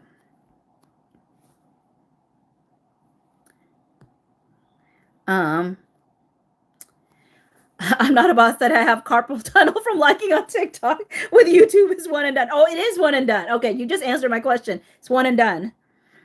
Deborah said, love your new song. Let's hope they don't settle. Thank you. Me too. Shorty P said 1,000 said grief isn't linear. Oh, actually, that reminds me. I'll play you one of the songs I wrote for my dad. And it was called Undertow. And to give you a little bit of a background to the song, what was happening was what happened here? Whoopsie. I went to like I go to this place called like a sinus ninja, and they work on my nose because I have issues with my nose, like out the wazoo. Somebody was commenting about like don't like rub your nose, and I'm like I don't want to. I genuinely don't. But like what ends up happening is like my nose just is incredibly itchy for some reason. Um and so then what was my point? Um oh, is Suno down? Oh wait, no, here it is. Um so what had happened was it was just one of those days that I ended up crying about my dad. Um and then this, it comes in waves. Is totally true. I do not know what's happening with my account right now. It's being weird. Um Maybe I'll move on since something's going on with Suno right now. It's been having issues with I think this whole Cloudflare situation. I don't know if y'all know about Cloudflare, but it's been having issues. Um Hello Dragon approved. Um Layla said, I cannot like it if I watch it, but I'm not logged into my account. So I think that is one of the reasons the likes may be much lower. I'm not a bot. Said, sending hugs, Bocce. Did you write a song about him? I'm still new to your music and I'm enjoying finding your songs. About my, I'm not sure if this was about my dad or you're asking or Chad, my friend, but yes to both. Either way, the answer would be yes. I literally, that's the only way I can function is to write like lyrics. I mean, not the only way I can function, but it is definitely how I handle everything for myself. Christina said, girl, I cry at commercials. I also cry when frustrated. Oh, well, I'm really, right now, like, something's definitely wrong with Suno. It is being weird, so I'm going to let it be. I was going to play you a song called Undertow, but there'll be another time, I'm sure. Rachel said, Bocce, I lost my mom last year. Sorry for your loss. Thank you, Rachel. I will say that it is a universal experience to like experience loss. And actually my TikTok community at that time was the one, like when Chad was dying, my TikTok community was the one that like really held me up. And when I was at the hospital, I ended up doing a live the night he died because they had been there through the whole process. He had been diagnosed with his cancer, renal cancer, like the right before June, so like the tail end of May, and he was gone by September 27. And when he first told us, he was like, "Oh, I have the good kind." Like, there's no good kind of cancer. There's just not. But he really was like, it was. I forgot what it was, like some sort of experimental, or I don't know what it was. Like they thought there was treatments that could be done that just didn't work on him. It just didn't work on him. But yeah. And I was with him every single day. I could not function. So because I could not function, I ended up taking a lot of time off work, and I was with him at the hospital every single day. Like there was only a handful of days that I could not be with him, and actually there was a time where I had to leave for like a few days to go to a bocce tournament in Detroit, and that was very hard for me because I didn't know if he was going to live or die during that time. So I was wanting to enjoy my time in Detroit, but I just wanted to be back next to him. So Eliza said that's exactly what we want to donate to. Your time is precious to us. Oh, Eliza, thank you. Layla said it is a wound that only superficially closes, but it's readily scratches back to open. Yeah, for sure. Dragon approved said this spring the loss of my dad turned an adult 18 years. Yeah. I mean, I does it I mean I don't know if it ever gets, I always say like it never gets, I don't think it ever gets easier. I think people just learn their new normal, try to figure out like what does it look like. I don't know what's happening with my Suno is being weird. Oh, wow. Okay. Um, Whitney said maybe this case is a way you cope with grief, and that's okay. I never had a dad, but my mom passed away, so I understand. Yeah. Yeah. I mean, definitely. Actually, yes. Every single thing was a way for me to cope in a lot of ways.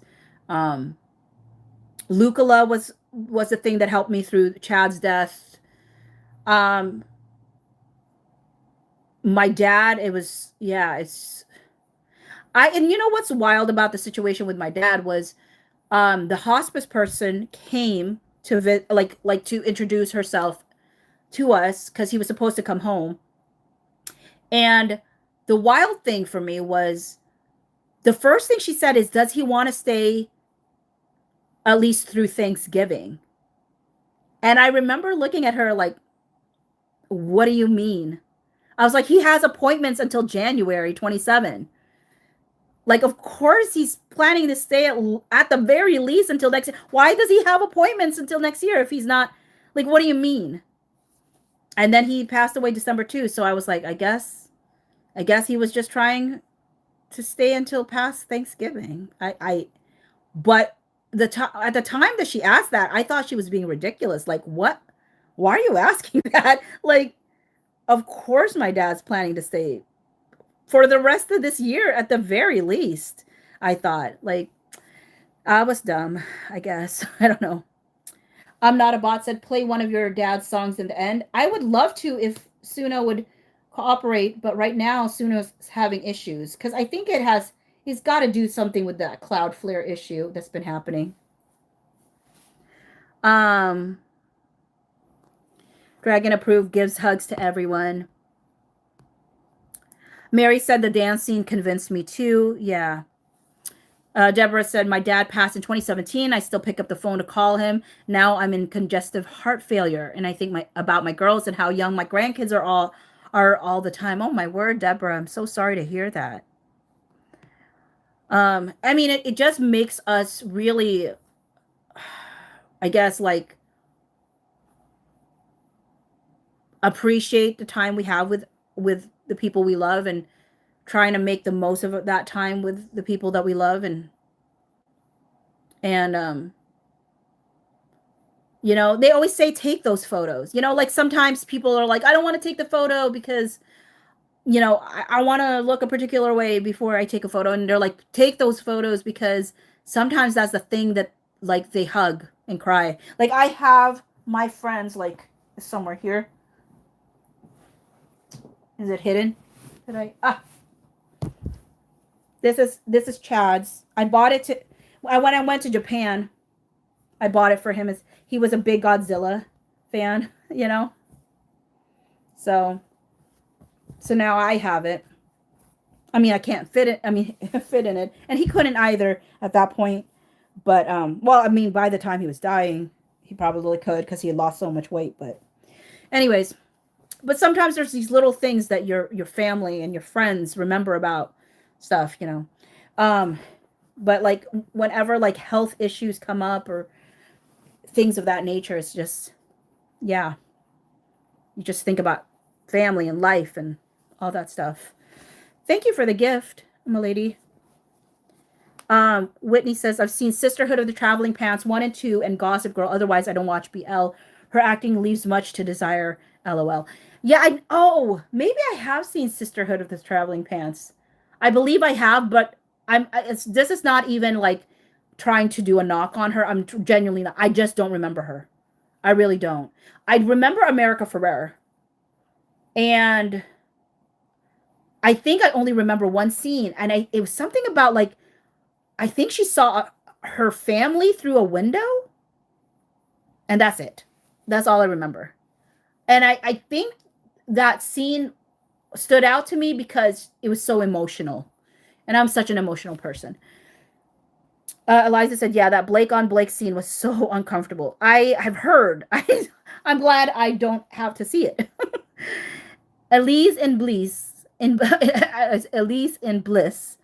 Hello, all the way from Swissland.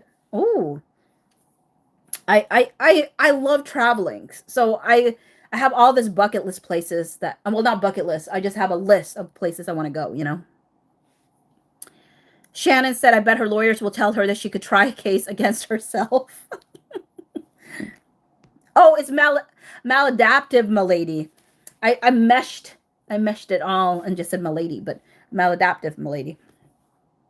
I had to go back to the beginning, but just wanted to send love and support. Thanks, Baji. You're awesome. Thanks, milady. Or maladaptive, milady. Deborah said they have absolutely changed Hollywood. Maybe not how he expected, but definitely for the better. Yeah. Oh, I wish I remembered what I was talking about that caused this comment, but I don't remember. So I'll move on. I was like, what is that? Dragon Approved said, my data receipts will show support for Blake until Justin dropped the context, and it turned into believe accusations until proven otherwise. Think Dadpool was more traumatic. Yeah.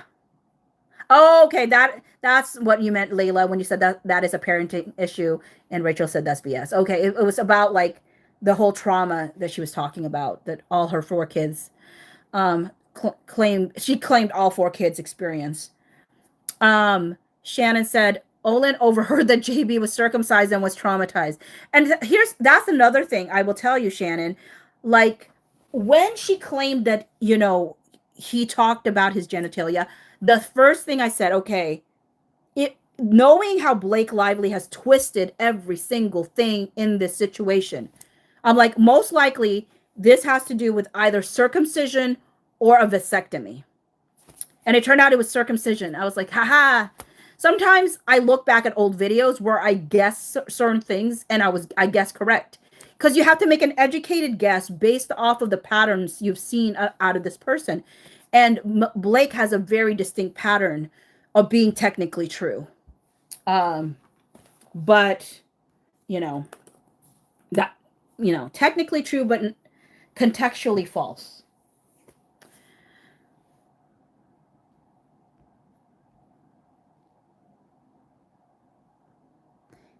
Christina said the kids shouldn't know anything is going on. I mean, that's why I'm like very confused. Why she's like all 4 of them. I'm like, all 4? I mean, I guess there's trauma that gets housed in your body even when you're not aware of it. So maybe feeling this, like, while Olin is like breastfeeding, is feeling the trauma of it. Maybe, but it was just kind of a wild. I remember reading that part of her lawsuit, and I'm like, that's wild to say. I'm not a bot said I'm still traumatized from our perineum. Is it perineum? I always say certain words incorrectly, that I have to go and literally like have them like tell me. Perineum. Yeah, it is perineum. Okay, that's what I thought. I'm still traumatized from RR's perineum text and the thought of getting a tattoo there. That was definitely SH against JB. Like, I mean, he's so wholly inappropriate. That's why I'm always like, how in the world is she saying anything when he's so inappropriate? Christina said, and she wouldn't participate in the investigation once they did one. Yeah. Yep, she did not want to. Deborah said, did you see the article about the Sydney Sweeney and BL comparison on their promoting the boxing movie? And it ends with us. They said SS did such a great job promoting the DV compared to BL. I bet BL is, Yeah, I did. And I mean, Blake Lively wanted this to be a commercial hit. And she felt like talking about the substance of the movie would keep it from being a commercial hit. And so to some degree, she would probably point to the whole Sydney Sweeney thing and be like, see, because she talked about it, it wasn't a commercial hit.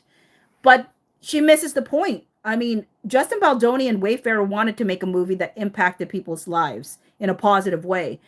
If they make money, great. And of course they want to make money because then that keeps their business going so that they continue to be able to make the kind of movies that they feel is lacking in Hollywood right now. But she didn't, like, yeah. like at the end of the day, it was about going head to head with Deadpool and Wolverine, Barbenheimer 2.0, and she lost the plot. If she ever understood the plot. Deborah says she will never own anything, hence the lawsuit, LOL.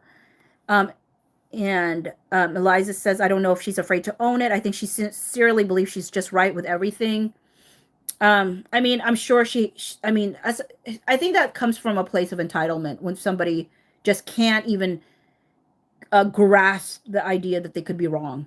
Daniela said exactly. She was saying she was a victim of DV, implying from her marriage with Johnny, he had to clear his name from her DV claims. Oh, Rachel, you'll be there at the trial? Fun. Yeah, I mean, at least that's my plan. I plan to be there. Hopefully there's a trial happening. I believe there should be. And I don't know how long the trial is going to be, too. Because that's... And I don't know how expensive it is to stay for like a week in New York City. You know what I mean? I don't know. Mary said, I might go to the trial. My son works in New York City. It would be interesting to be there. Yay. Cora Lil 1 said, don't forget to like and hype up Bocce's videos. Thank you. Yes, thank you for doing that. Yeah, ever since I found out the hype thing was a thing, like I'm like, I mean, I'm just letting people know about it because I'm like, I didn't know you could do it, but you get 3 a week. So if there's, I mean, obviously, I would only ask it if it's something worth hyping in your mind, you know, obviously. But so I just let people know. It's like, oh, if you're willing to consider it, I would love it because it just exposes me to a whole new audience. Which again, hopefully they're nice. You never know. Jungle said yes only once. Can you see the hearts? Okay, I can see hearts. I can see hearts. Where did the hearts go? Where do the hearts equal? I don't know, but I do see I now do know it's like one and done for the. But like where, like once the hearts go up, does it go up to anything, or is it just like a visual of hearts and just letting you know that it's love? You know. Layla said the manipulation of paid media and Google searches, BL, Amber, and Meghan Markle have the same PR game. See, I will admit here, Layla, that I am one of the people that I don't understand the dislike of Meghan Markle, personally. I mean, I'm not going to go down that road necessarily, but I will just say I've never, like when people would compare Blake Lively to Meghan Markle, I'd be like, huh? I don't see, I don't see any comparison whatsoever at all. At all. But I know that there are people that do, because they seem to try to combine Blake Lively and Meghan Markle, but I've never seen the comparison. I was like, why do people think that?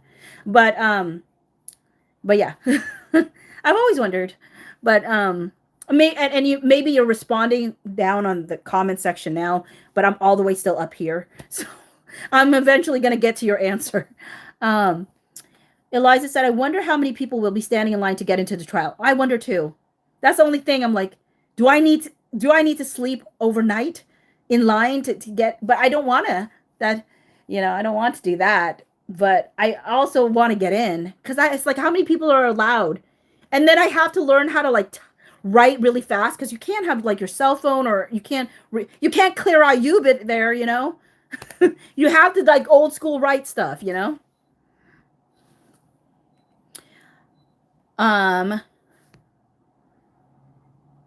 Let's see here. Cora Lil says all the articles of Ryan shows how he's obsessed with Justin. Yeah, I mean he really seemed to be affected by Justin. I don't know why though, but he definitely is feeling a type of way. Cora Lil says, I'm sorry about your dad. It comes in waves for me too. For sure. I mean, I think, yeah, I mean, from folks that I've talked to, samesies. It's like a universal experience when you lose somebody. Okay, my word. Suno is still down. Okay, just gonna, I keep trying. I don't know why I keep trying. Jungle said, you have a good percentage of likes compared to other lives. Oh, that's good to know. Thanks, Jungle. Um, Daniela said, "Can we all say that RR was absolutely obsessed with JB since he included him in Nicepool? WTF, that is insane to me. And I never watched a movie. My husband said it didn't make any sense." Yeah, and it's very interesting. So when Nicepool was originally added to the movie, his sole purpose, like genuinely, his sole purpose was to introduce Dogpool. And then, as Ryan Reynolds said, his role evolved. And you also see a storyboard. So there's an amazing creator on in TikTok, CGO or Chageo, but CHEGO, and one of the videos put up was like the storyboard for Nicepool. And let me tell you, in the storyboard, it shows no man bun. No man bun. It was supposed to be just a younger version of Ryan Reynolds. But instead, he made him have a man bun. He had bigger junk than him. He had a face of an angel or whatever it was. It was very interesting, the changes he made. So Maladaptive says, "I'm behind by Chris, but Christina and Lar Trainer are the best mods." Um, Lar Trainer, I don't know if I know who that is. Also, I actually don't know how to make people mods. Is that something I do here? I don't even know. In on TikTok, my best mod person, and I will always speak highly of, is Carol. Carol is stinking amazing. I mean, Carol is amazing in every level. So super talented in so many ways. Great recapper, great moderator, great at docket, like updating docketupdates.com. But yeah, totally am a fan of Carol. Uh, but I would make Christina a mod if I knew how. Christina can tell me later how do I do that. I have no idea.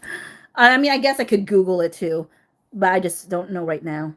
Um, Ashmeyer21 said, "We need more deep dives on Ryan Reynolds because he feels like the mastermind behind it all. Blake seems more like a puppet. I really wish we got his text messages, but we didn't. But a little bit, there's a little bit. We have something from, this is why they're fighting the unsealing, but we're going to get something once those things are unsealed that's going to be Ryan Reynolds related. So do not lose hope. The chance remains that that's going to be the case." Daniela said, "You learn to cope with the absence, unfortunately." Yeah, I think, you know, it, like, I always, I'm like living, like and there's days where I just don't think anything's different necessarily, and then suddenly something happens and it hits me like a ton of bricks, you know. Coral Lil said, "I lost my dad 2 years ago, and my mom last year is still hard." Oh, a double whammy. Like, that's the thing. Like, I've been talking to my mom. Like, my mom, right when my dad died, there was a point where she was just, I mean, because they had been married for over 50 years. I forget how many years, but definitely over 50. And um, so she was just like, she would say some stuff about like being okay if she, if she passes away or whatever. And then it's like, okay, but mom, like, I don't want you to. I was like, can we stop joking about, can we stop talking like that? Like, it would be preferred, because it's like, I understand that you're preparing yourself emotionally for stuff, but please, can we like not do that? I don't know. Again, I don't know if that's selfish. Maybe she needs to say that for her own processing of my dad's death. But it was also just very hard to hear my mother kind of saying that at that time, because it was just like, just lost my dad. Like, let's not talk about that, mom. Um, and plus she was healthy. So I was like, why are you saying stuff like this when you're healthy, let's see here.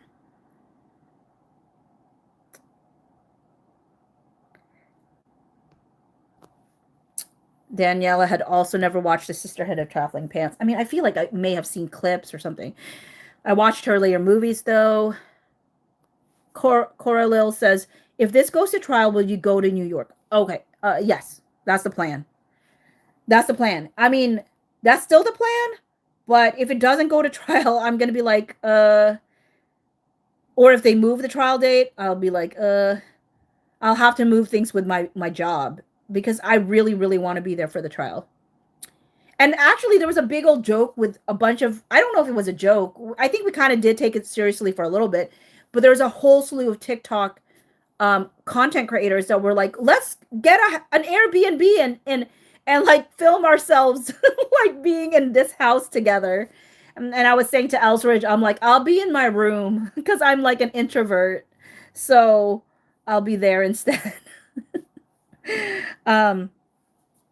Coastal says, Bocce, lots of us simply forget to like, and it contributes to your numbers, so it's important. And that's why all YouTube content creators ask us if we're enjoying the content to please like. Oh, okay. Am I supposed to say that at the end of a video or something? I put it on like the screen. Should I put it on my videos at all times? Is that how it works? I don't know how that. Should I? Is that what I? Should I do that? I don't know. Should I say it at the end? I don't know. But you're right, because sometimes when I watch a video and they say that, I'm like, oh yeah, I will like it, you know, because I do forget myself too. Maladaptive Malady said, I've watched Green Lantern multiple times and I still don't remember BL being in it. I've heard like that movie sucked. Did the movie suck? Oh, well, you must have liked it because you've watched it multiple times. But I heard the movie wasn't that great. I mean, Ryan Reynolds puts down that movie. So I don't think Ryan Reynolds was actually Green Lantern, I think was his origin story of why he wanted to take over movies. Cause hello. Did it go away for a second? Because it says reconnecting. Okay, that was weird. Okay. Layla said, I think many of BL's issues in the set were connected to a postpartum hormone drop and messed her up together with body image. You know, people have said that. They said that's definitely something that they considered as a possibility. Then they used them to overtake the movie. Yeah. Coastal said, you may not feel comfortable at first asking us for likes, but it will impact your numbers. And like, we do love you and we just simply forget to like. So please remind us. So wait a minute. Are you talking about like in like this live, like these kind of lives, or like my videos? I think what I would like to say in those things is like, please like and hype.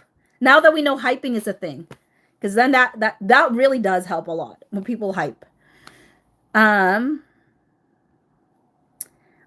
Maladaptive Milady said, glad I'm not alone. It's nuts because my superpower is remembering actors. I think I have face blindness for BL and I'm not mad about it.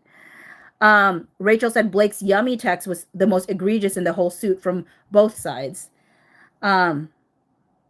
Okay, yeah, you will, and can't wait to see you all. Yeah, like I think there's a good amount of us content creators planning to go to New York.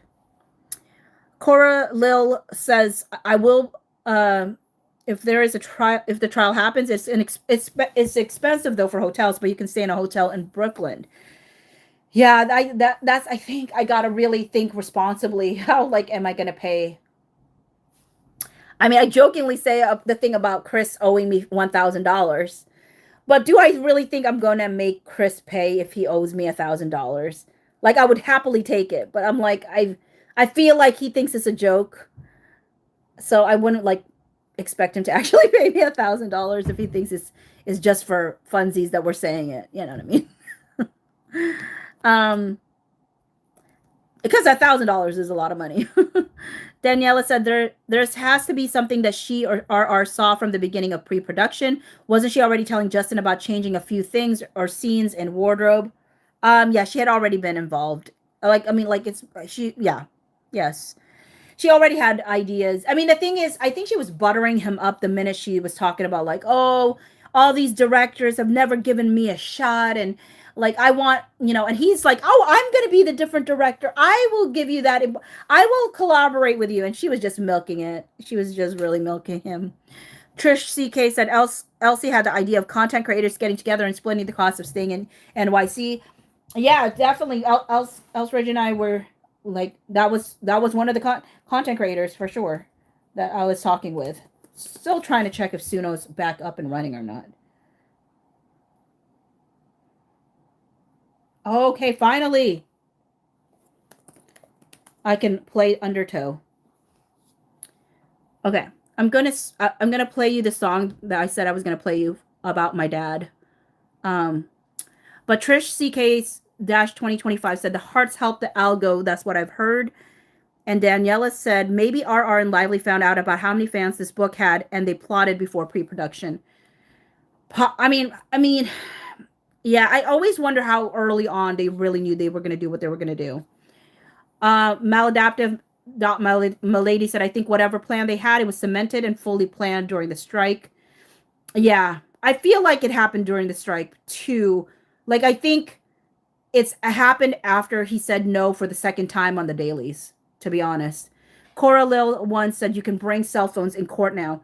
Can you for federal court though? Because this federal court thing, I think you can potentially for other ones, but I don't know about federal court, especially when it's not supposed to be like televised. Trish CK 2025 said, I'm listening while cooking my stuffing for tomorrow, taking my son to the movies later tonight. Excited about that. Fun. Girly1209 said, I look forward to the AD to testify that she got fired for saying somebody get Miss Lively a toothpick. I mean, I don't, hopefully that wasn't the only thing, but I do think she was embarrassed by that. I do. But hopefully that was not the tipping point. But I will say she did complain like 3 days after. Yeah, 3 days after that situation about her. So I wouldn't put it beyond Blake. Deborah said, well, look at RR and then look at JB. If I was RR, I would be jealous of JB too. And Rachel said, we love Carol. Yeah. Ash Meyer 21 said, yeah, I too never got the immense hate from Meg Markle. She's not the greatest person, but she's definitely not the worst character. Don't feel she is in the same league as BL. Yeah. Layla said RR is the dark force in the marriage. AI said, OMG, is this the AI that I'm used to on TikTok, but just different like emoji? Because I'm trying to remember what AI's rest of, because I always just call AI, but it's like a whole long name, and I'm like, is it you? Jungle said, Ash Meyer, I really like. Megan, I knew her before she got married. She was really, really, really nice to me for a lot of years. Oh, nice. Layla said Megan is the dark force and hers. Okay. Oh, AI said happy to catch you on here. So I'm pretty sure you're the AI that I know, right? Cora Lowell said, do you have an opinion on be better? I I don't I how do I say this diplomatically? Um I guess I just hope that whatever he's saying is factual and not something to garner more followers. And I sometimes don't know. Um but hopefully there's legs to whatever it is that he's speaking on. I don't know. I'm personally unsure about things for him, but just because I'm unsure doesn't mean that there isn't validity. There are people that seem to very much back him up and believe what he's saying. Um uh I guess the thing that always causes me to have a big pause is like, and maybe I just don't know. Maybe he has a very very large following, and maybe that's why he feels targeted. But there's a lot of folks that engage in this conversation, and not to say that there hasn't been attempts to, I think, quiet content creators who speak out about this, but Yeah, but I don't know what I feel, to be honest. I just, I'm cautious, I guess, in regards to how much I believe lock, stock, and barrel from him. Again, not to say it's not, he's not being truthful. Maybe he is, maybe he isn't. I just don't know enough about. I don't have a relationship with him to have that like immediate sense of trust. Um, AI said, don't forget to like y'all. And I think people tend to have mods in the chat who remind everyone. Yes, I still don't know how to do that. It's something I have to like, you know, look up. Nay said, I'm listening to you and Risky right now. Do you have any thoughts on why Leslie's lawyers wouldn't have subpoenaed Katie right away? Leslie's lawyers? Or are you talking about Stephanie's? Are you talking about Stephanie? Because Leslie Sloan is not. I'm going to assume that you mean Stephanie. Do you have any thoughts on why Stephanie's lawyers wouldn't have subpoenaed Katie right away? Um, because I think it has to do more with Blake Lively than it has to do with Stephanie Jones's case. I think she was trying to do a solid for Blake Lively, because I think Blake Lively was trying to bring it into her own lawsuit, and there was no point in doing so. I mean, I don't know if that's accurate, but that's my knee-jerk feeling. Christine Ann said, I don't think there is a hype one on PC because I can't find one. Possibly. I know it worked on my phone, but I also read up that it's not available to everyone. Jungle said nay because I think she didn't know it was Katie and not Melissa.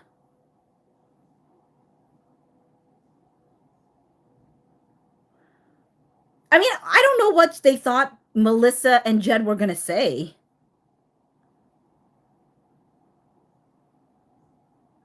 I don't know what they thought that Melissa and Jed were going to say. Did they think that they were going? I mean, yeah, I don't know. Sunshine Girl 0202 said you can stay in Jersey City, New Jersey, and take the train in as well. I would think that's cheaper than Brooklyn. AI said, "Yup." Ryan was buttering him up, buttering up too when he was yelling. Was telling JB she's the best to work with, so definitely a collaboration. Jungle said, "Get a meta glasses for court." Rachel said, "Are you on the East Coast?" Me? No, I'm on the West Coast. I'm Washington State, not Washington D.C. So Washington State. Rachel's. I said yes. It's me. It's me. No, just kidding. I thought it was you. Jungle said, be better. I watched him in the beginning. He doesn't seem off the wall, but I don't want to believe our artist involved in something worse than their bullying. I mean, he probably is, but I just don't know. I just don't know. Like, whenever things get a little bit more serious, you have to be more cautious about what you put out because uh, there's just a greater responsibility around things. Thank you for the gift. Nay said, I mean Stephanie, yes. Okay. AI said, regarding be better, always best to be cautious. You're right about that, Bocce. It's not necessarily the message, it's more the messenger. And if they're able to back it up, one thing to take away from this. Yeah. And then just Khaleesi said, hey, Bocce, hey, chat. Hype only works when the video is posted, but not lives. Yeah, so I heard that my live was able to be like hyped after I posted it. So not like while this is happening, but it can be after. So y'all, it looks like I think my sister's here. I think or somebody's here. So I have to end this live. So I'm going to close this out with oh, there's now it's getting loud. So so I'm going to play you the song that I told y'all. This is a song about my dad. And this is I was got out of my Sinus Ninja appointment, and I started crying, and then oh my word, it's getting loud. Okay, I started crying, and and it was raining. So I said I probably shouldn't be driving when, I'm crying and all that stuff. So anyways, I ended up writing this song called Undertow. And I'm so sorry for the loudness outside. I don't know. Can you hear that? Can you all hear that at all? If you can, I'm sorry. Here's the song.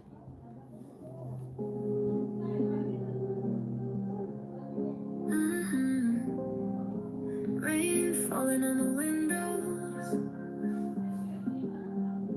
tears running down my face.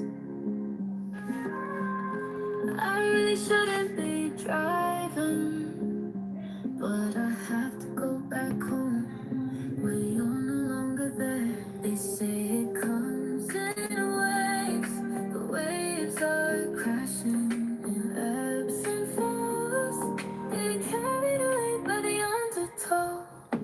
You were on a pedestal when I was a child, then I grew up and found out you were perfect, but you were always there, and you always tried to do your best. They say it comes in waves, the waves are crashing, it ebbs and flows, getting carried away by the undertow. You never put up a fight when I wanted the remote control. You'd be asleep in your chair anyway. Within a few minutes, your mouth wide open, I laugh, thinking about it. They say it comes in waves, the waves are crashing, it ebbs and flows, getting carried away by the undertow. Your chair in the kitchen is no longer there. It reminds me that you're really gone.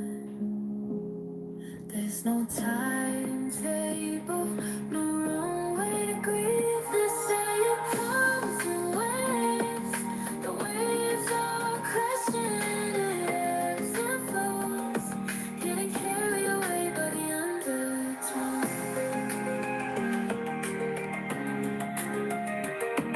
So yeah, that's Undertow. Coralel one said, I love it. Please put it on Spotify. And Daniela said, all your genre music sounds is what I listen to. Yeah.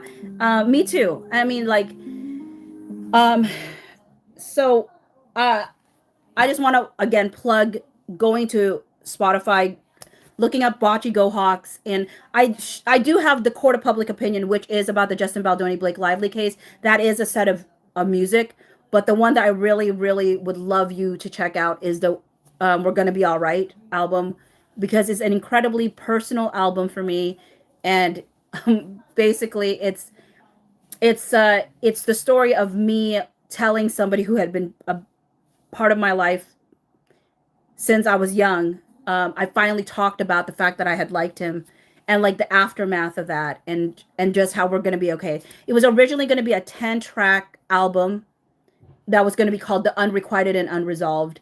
And then right before I was about to publish that album, he and I had a conversation, and I added an 11th song, and I changed the title of the album to We're Gonna Be All Right.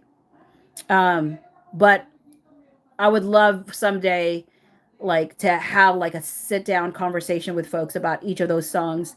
And also some folks have told me like I should write a book about it, because I have all my journal entries from back then, and they're like, and interestingly enough, my niece said the same thing to me when she visited me when I played her the album.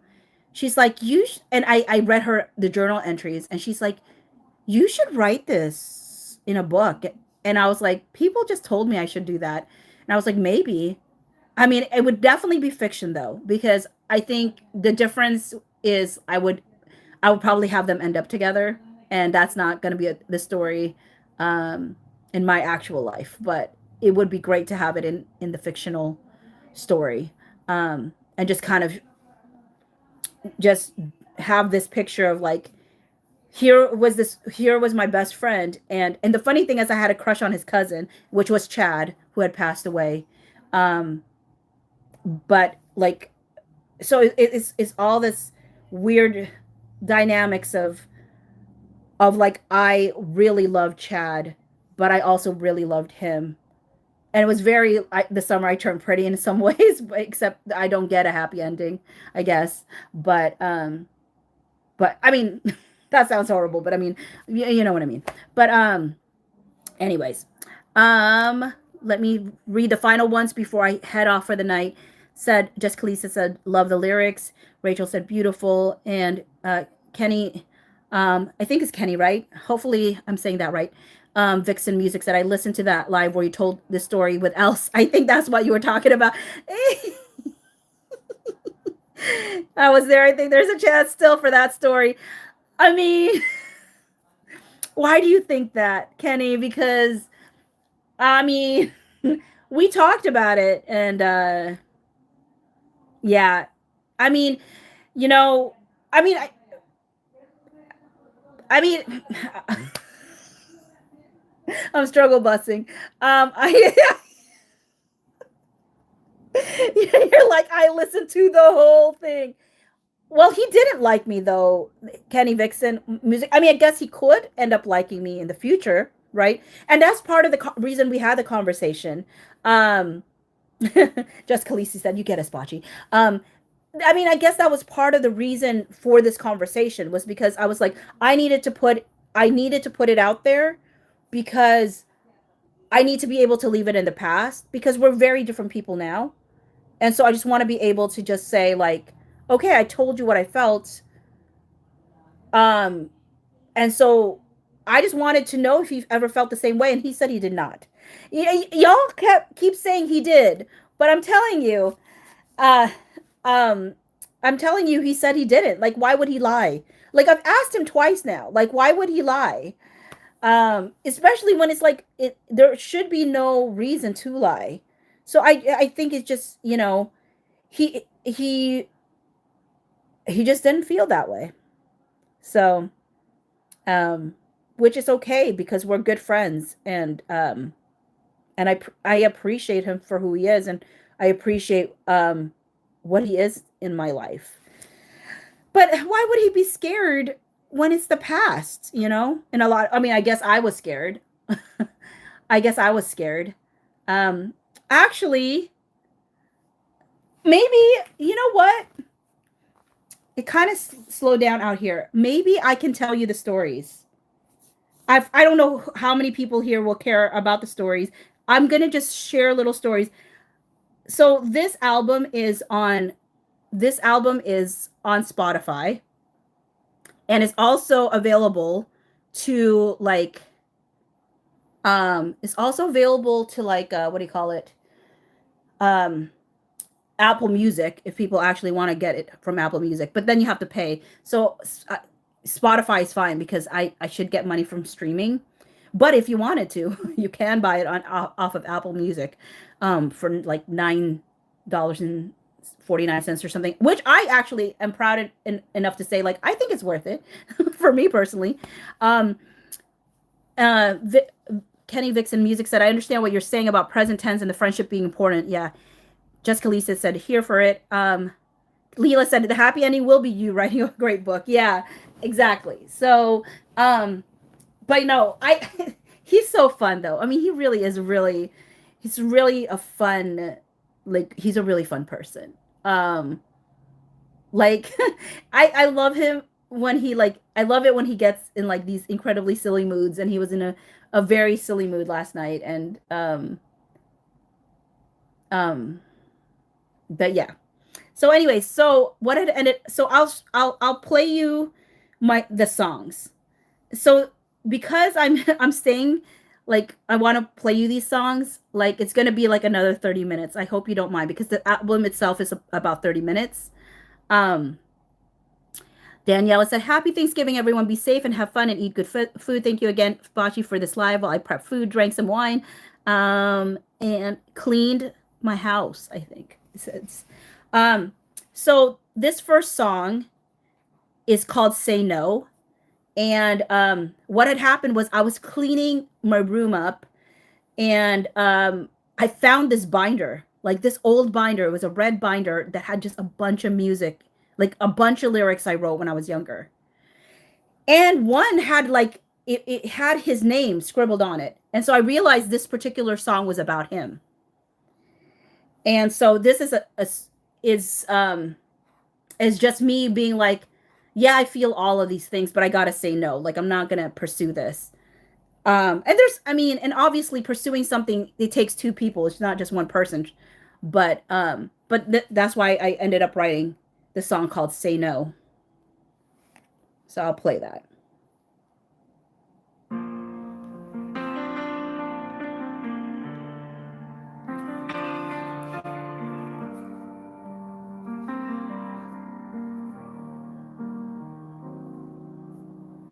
I don't know if what I give you is real anymore.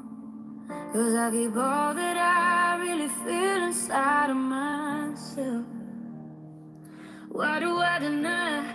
Isn't this a battle I've lost before? I never fully admitted to the people who whisper.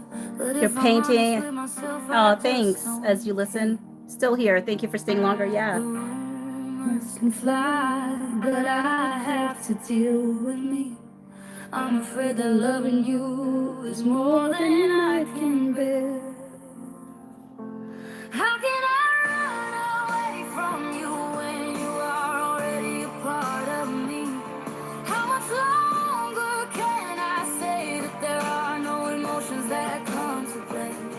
How can I look into anybody's eyes when all can see through my lies? But no matter how much strength it takes, I'll say no to this chance. I actually did a male version of this. Maybe I'll do a duet version of this. You know about our love is sometimes enough. Cause if it was true, I'd be with you today. I am not willing to let you know and watch you go. Even if I wanna cry while you speak to me, I'll hold my tears so you won't ever know I want you here. You'll never know, you inspire me. Because I did a male version of this and he loved it. It was before he knew it was about him, too.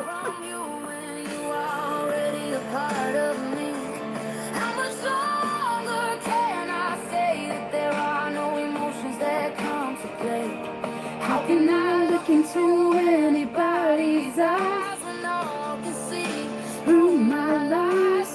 Oh, this is your song, your faith. I love that. If I could figure out everything in a 3-minute song, I would give the bad answer we would all like to hear. But the truth is, life is so much more complicated. If I wanted to figure it out, it'll take a song that lasts forever. How can I run away from you when you are already a part of me? How much longer can I say? How do you react to the songs being about him? The best he could, you know? He took it well. I think it was, he didn't freak out. I mean, he probably did, but he worked through it. I mean, we talked through it.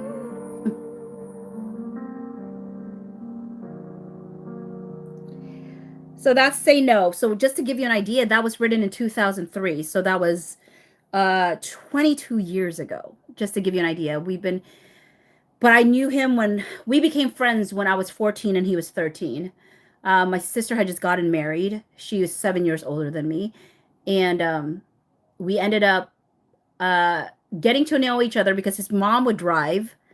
And we would sit in the back seat and talk. And I think Chad might have been in the back seat with us as well. But Chad is such a quiet dude, or was a quiet dude, that I don't even remember he was there with us. But we just had the easiest conversations. He made me laugh so much. It was just like the best friendship. It was like we talked about the stupidest, most goofy things, and And so, yeah, so I had written that 22 years ago. And then fast forward, all the rest of the songs I'm going to play for y'all's, I wrote from November 9th through the 19th. So within 10 days, all of these songs were written. And so this next song was after the TikTok. Folks were like, you got to tell him, you got to tell him. And so I was out here going like, I've got to make a decision. And we had just finished talking about, he had said something about like, you know, being smart about things, because sometimes like if you don't watch it, sometimes people end up jumping off a cliff. Like, and so I said, you know, it inspired the lyrics "Run Off the Cliff." He was talking about people who accidentally jump off a cliff because they don't realize that they're taking a wrong turn or whatever. But I'm like, but what if we just run off a cliff? Like it's intentional. Like we're just going for it. We're gonna make that decision. So this is "Run Off the Cliff." I feel like I'm in a movie with Noah and Allie. They're standing outside. She's ready to leave. He said, would you stop thinking about what everyone else wants? What do you want? She said, it's not that simple. Before she runs away, I need to make a decision, make a choice, take the hit, take the loss, take the risk, run off the cliff. I need to make a decision, make a choice, take the hit, take the loss, take the risk, run off the cliff. I feel like I am in a TV show. This I love Dawson's Creek. With Pacey and Joey. He kissed her for the second time. They're standing around the campfire. He said, I can't keep giving you the answers. You don't know the answer, 'cause you're not willing to ask the right questions. I love that scene. I need to make a decision, make a choice, take the hit, take the loss, take the risk, run off the cliff. I need to. Oh, do you need to leave Kenny Vixen music? Take the hit, take the loss, take the risk, run off the cliff. What does that even mean? I don't even know. I am so scared out of my mind. I need to make a decision, make a choice, take the hit, take the loss, take the risk, run off the cliff. I need to make a decision, make a choice, take the hit, take the loss, take the risk, run off the cliff. So that's "Run Off the Cliff." And so people were like, you know what? When you talk to him, you sound so casual. Like you're just, because I was like, I totally asked him if he liked me. And then they were like, you just say it so casual. And I was like, you know what? Sometimes I sound like I'm like talking casual, and I'm like, but my heart is pounding. And so that's where the song "Pounding" comes from.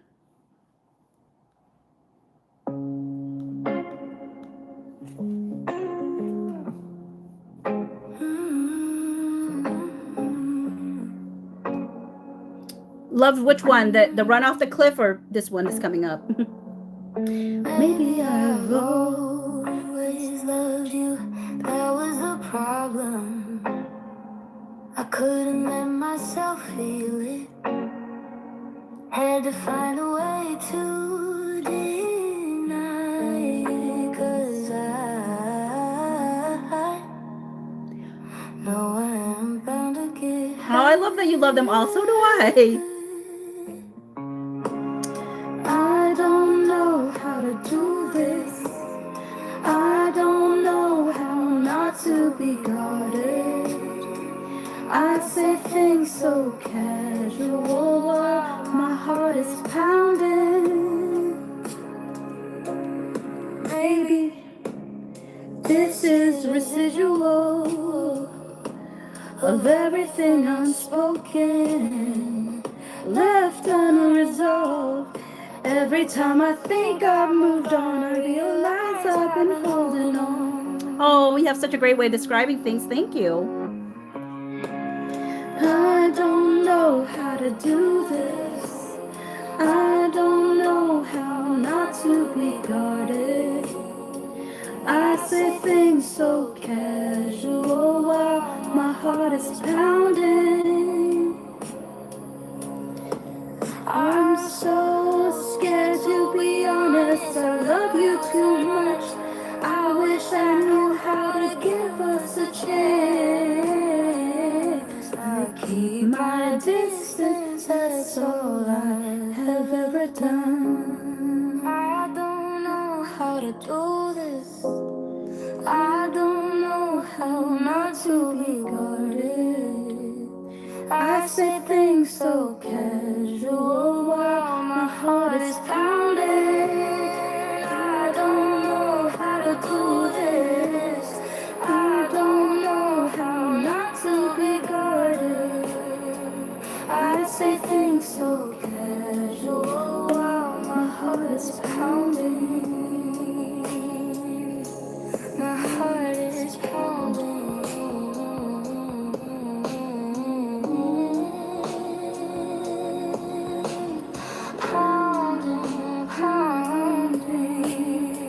Thank you, Layla. So the next one is no take back. So finally I told him. And so there were 2 times in our friendship that I think I tried to tell him. And both times I took it back.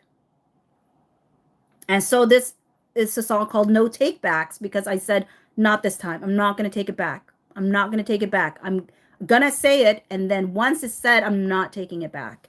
Not that you can really ever take it back, but you know, if you watch The Summer I Turned Pretty, there's moments where Conrad would take it back. And that was something hurtful to Belly.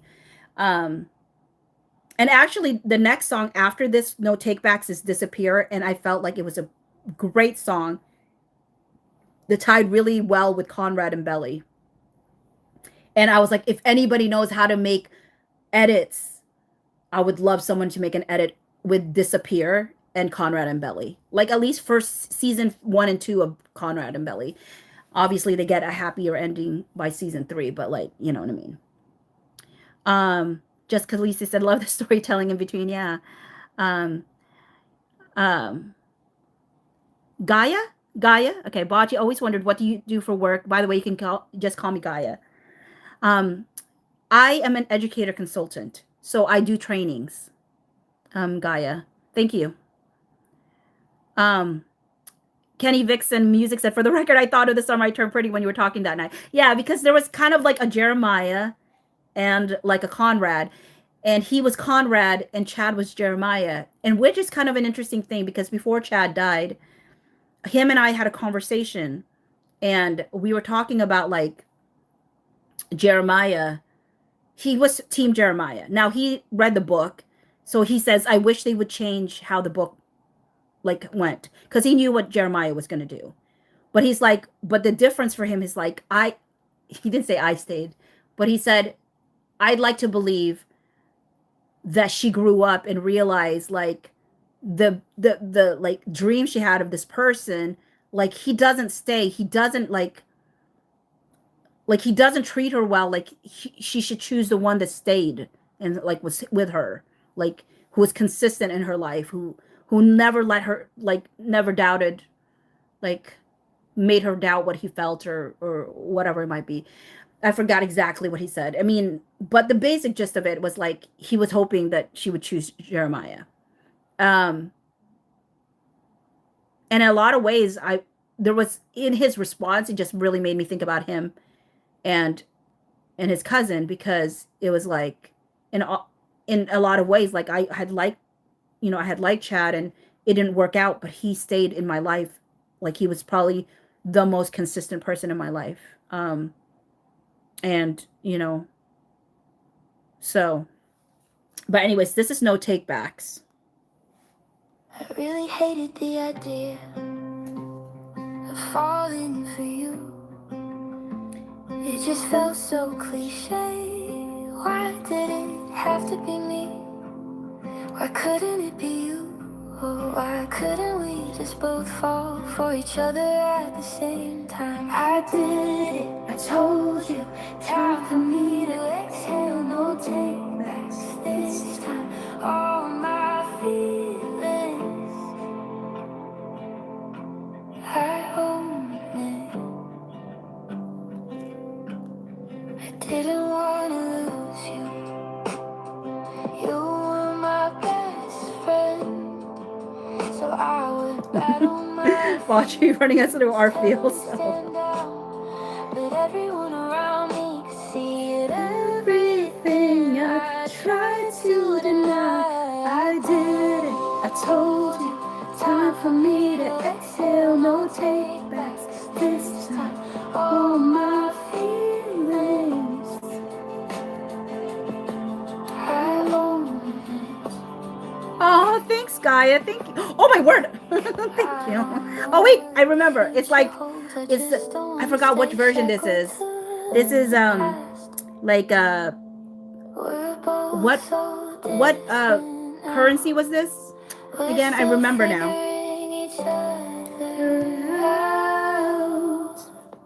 I did it, I told you. Time for me to exhale, no take backs this time. All my feelings, I own it. Where do we go from here? I really don't know. I just hope you don't go and disappear again. I did it, I told you. Time for me to exhale, no take backs this time. All my feelings, I own it. So, as y'all know, so as all you know, well, not all you, but as some of you know, we actually, when we rekindled our friendship, we rekindled it through Facebook Messenger, meaning like we haven't exchanged phone number. It's been over a year. We haven't exchanged phone numbers. We haven't seen each other. We haven't seen each other for probably 14 years. And I think that's what we both need, to be honest. I think we both intentionally have not pursued to see each other. And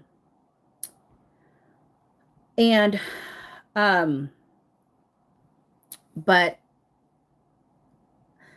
so all to say, we're sending these messages at night, and so by the time I had sent some of these messages, like it was a convenient time to like fall asleep, like whatever. And so I didn't expect him to respond at the time, but then he didn't respond. Like I let a day go, right? And so then I ended up writing the song called Disappear.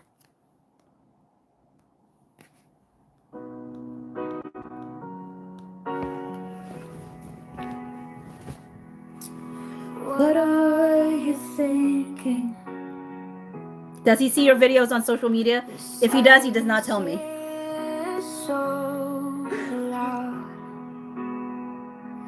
My anxiety is screaming at me. The stories I am telling myself aren't calming me down. Thank you for the gift there. Just because I understand you doesn't mean it's okay. I am begging you, please don't do this again. Don't disappear when things get hard.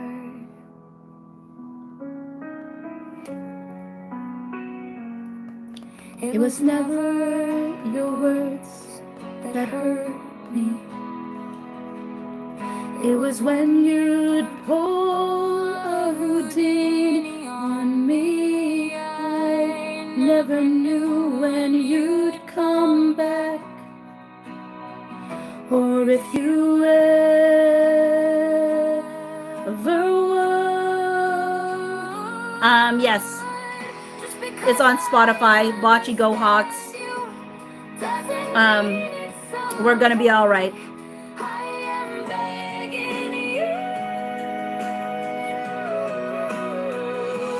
Please don't do this again.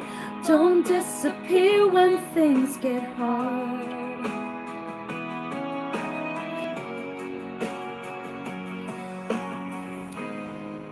Do you really have nothing to say?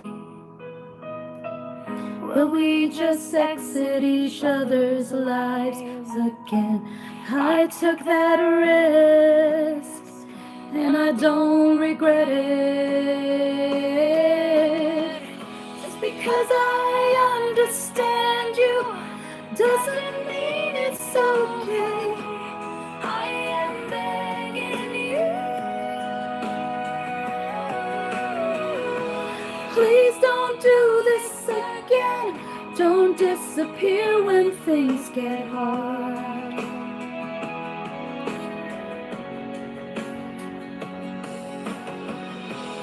I am begging you.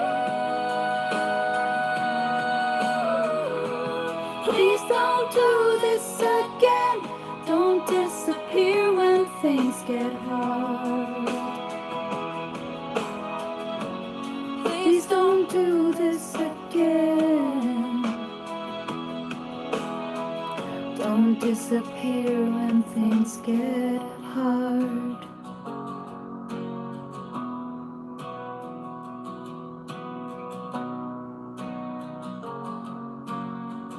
Don't disappear when things get hard. And so I because he didn't respond, I gave him a day, and I was like, you know what? Forget it. Like, let this go. Let him go. Like, whatever. But then I was like, okay, no, I am no longer 14 years old. I can use my words. And so I was just like, you know what? I didn't know what I needed. Like I didn't know how I wanted you to respond, but it was not silence. That I know. And so I ended up writing this thing called Speak. And this is that was born out of that.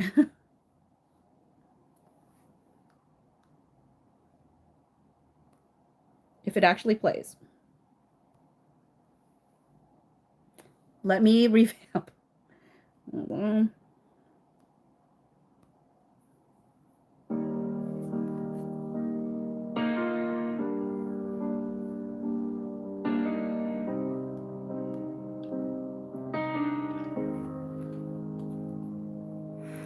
When I didn't hear from you,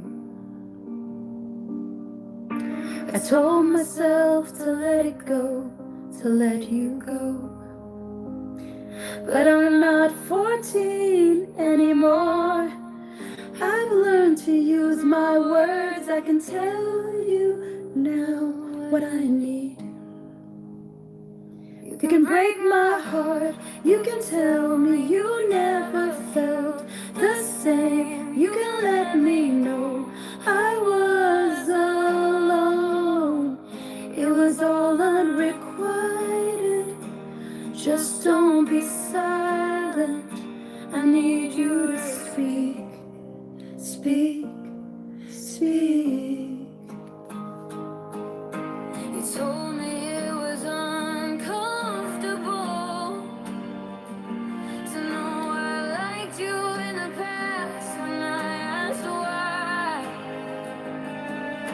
You said you didn't know quite yet. You're wondering that yourself and you're thinking about it. You can break my heart. You can tell me you never felt the same. You can let me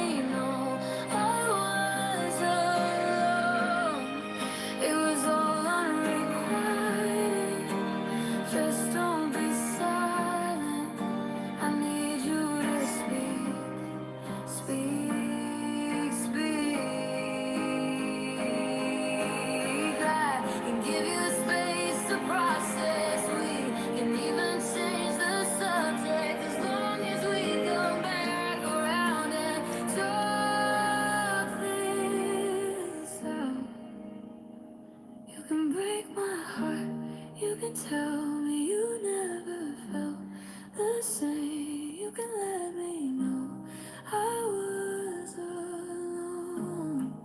It was all unrequited. Just don't be silent.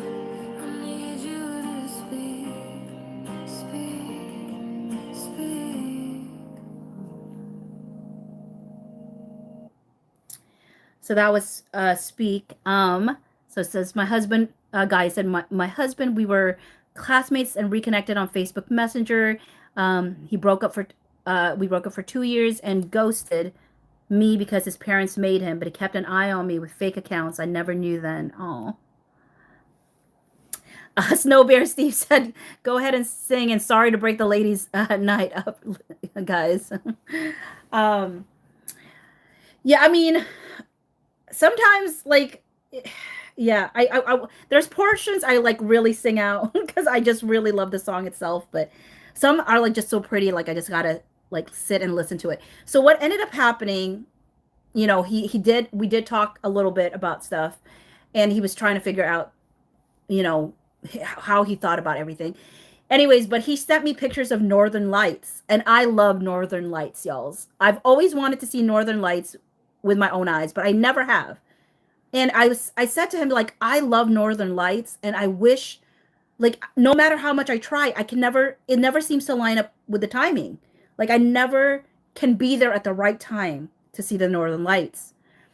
And then I was like, oh my word, that's a song. And it made me think of a song that revolved around like never having it be the right time, like always missing each other in some way. So that's what Northern Lights is about.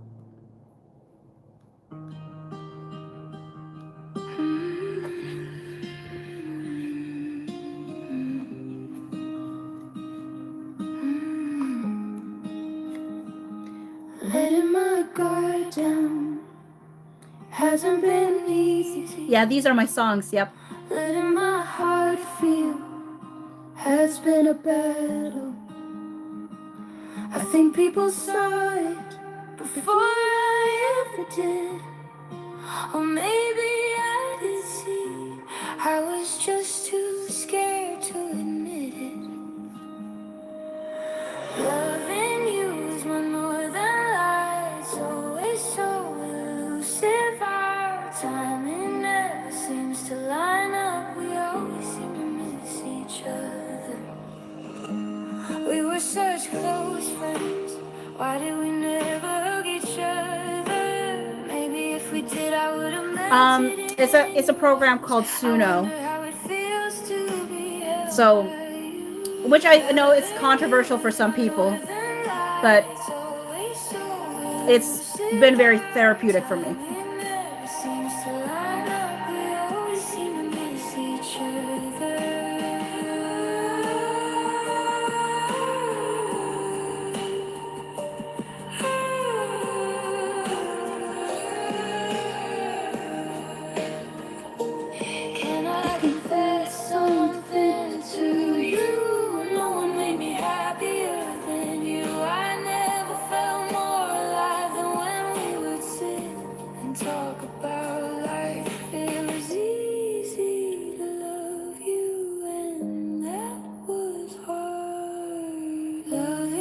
Thank you, Layla. It is my heart. And no computer can ever manufacture that. Oh, you do the same thing too, Snow Bear Steve. Isn't it therapeutic to write, to have an outlet?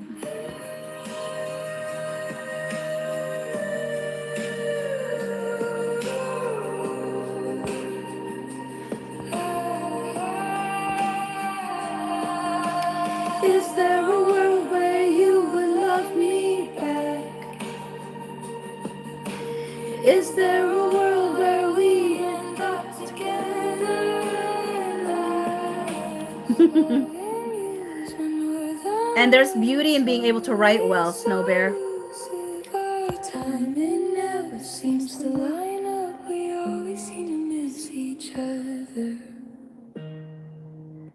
So I wasn't sure if I was ever going to get closure from him. And so I was like, you know what? Maybe this is just a situation where I where I just need to give closure to myself. I just need to lock that door and not look back. So then I ended up writing closure. I don't want to pressure you to have it all figured out. You've had a few days. I've had 30 years to process. I am Filipina, Snow Bear. Maybe you don't want to. Will I be fine? Never getting answers. Do I have to give myself closure again? Is this the last time? Did I really get it out of my system? Will I never try to open it again? I was addicted to not knowing, 'cause it made me feel safe. Now I'm in a place I wanna be rejected, so I can stop making up a fairy tale in my head. Will I be fine? And Jama, Bachi, I'm used to your TikTok live. YouTube is not there. It's not the same, yeah.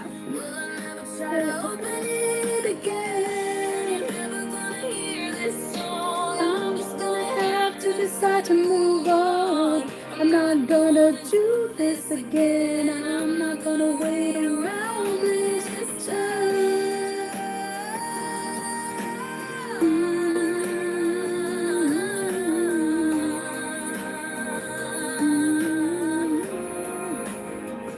Will I be fine? Never getting answers. Do I have to give myself closure again? Is this the last time? Did I really get it out of my system? Will I never try to open it again? Will I be fine? Never getting answers. Do I have to give myself closure again? Is this the last time? Did I really get it out of my system? Oh, that's great to hear, Layla. And Rachel, thanks. My lives are calming. I appreciate that. And Snow Bear, I'll wait until this beautiful song is done. Appreciate that. Okay, so that was closure. And then I ended up writing this song called Unresolved. And this actually was his favorite song that I had. And I think he really related a lot lyrically to it, probably, but he just really liked the song. It's meant to be chaotic. It has a more chaotic feel. So everything else has been kind of mellow, but like this one is more of a, it has a little bit more of a chaotic thing. This is something I can imagine myself like just jumping up and down in my room by myself kind of situation listening to this song. Just Khaleesi said, I'm glad I could catch you before I go on vacation. Ooh, you're going on vacation. Have fun. Okay, so this is Unresolved. It's like everything I learned has gone out the window. All the work I did to make myself secure. I don't like feeling this much imbalance. This is why I didn't bring it up to you before. Love doesn't feel chaotic. It doesn't feel unresolved. It doesn't leave you questioning like I am today. Like I am today.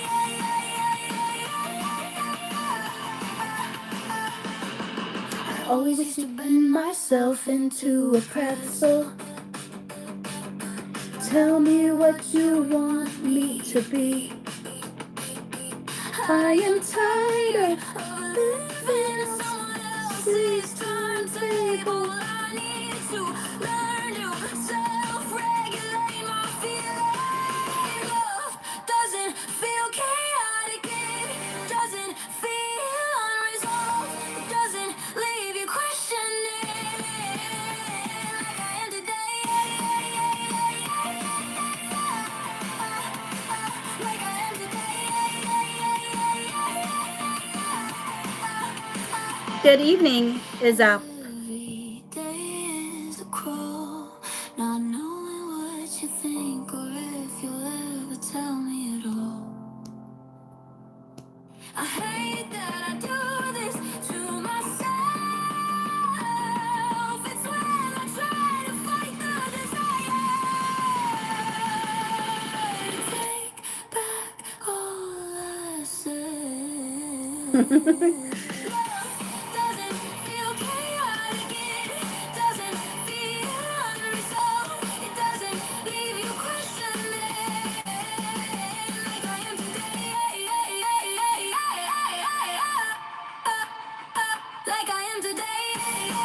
Hola, Nadia.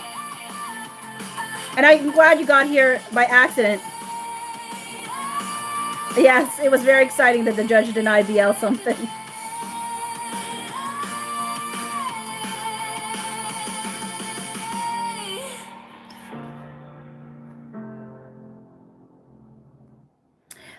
So then what ended up happening was I had asked him, like, what should be the 10th song?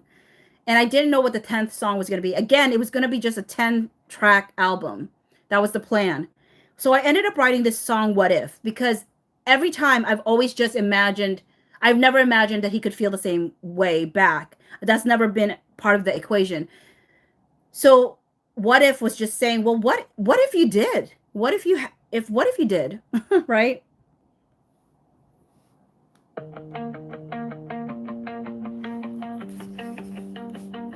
Everyone told me you liked me. I was like, that's not possible. I even asked you. You told me you never did.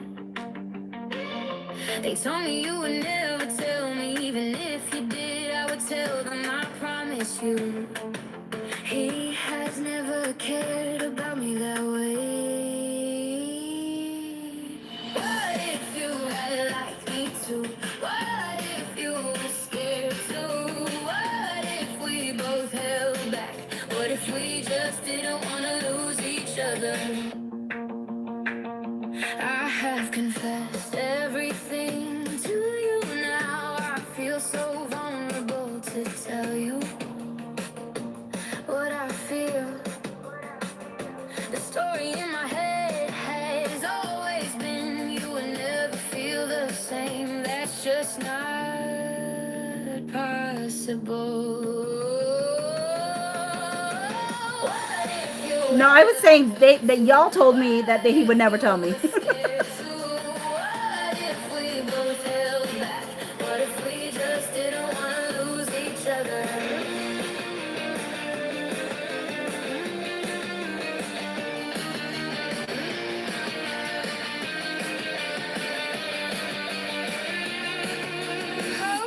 Kept me here. Hope feels dangerous. Hope opens up my heart. Hope doesn't protect me. What if you had liked me too? What if you were scared too? What if we both held back? What if we just didn't want to lose each other? What if you had liked me too? What if you were scared too? Both held back. What if we just didn't want to lose each other? What if our two words that can haunt us for the rest of our lives? What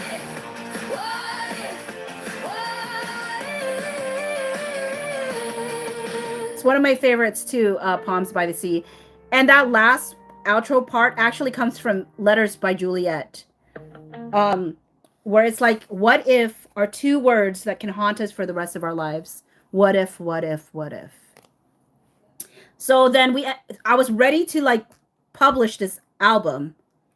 And then we ended up talking.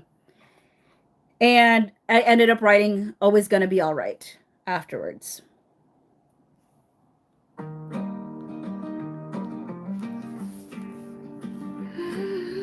Oh, thanks, Palms by the Sea.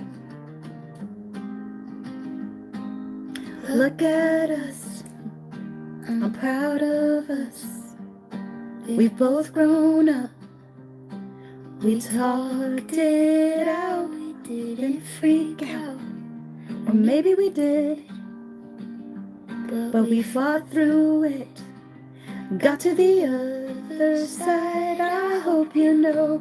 'Cause I know we're always gonna be alright. Through the highs and the lows, through the good and the bad, we're always gonna be alright. We never want to hurt each other, that's the last thing we want to do. You got your boundaries, I've got mine too.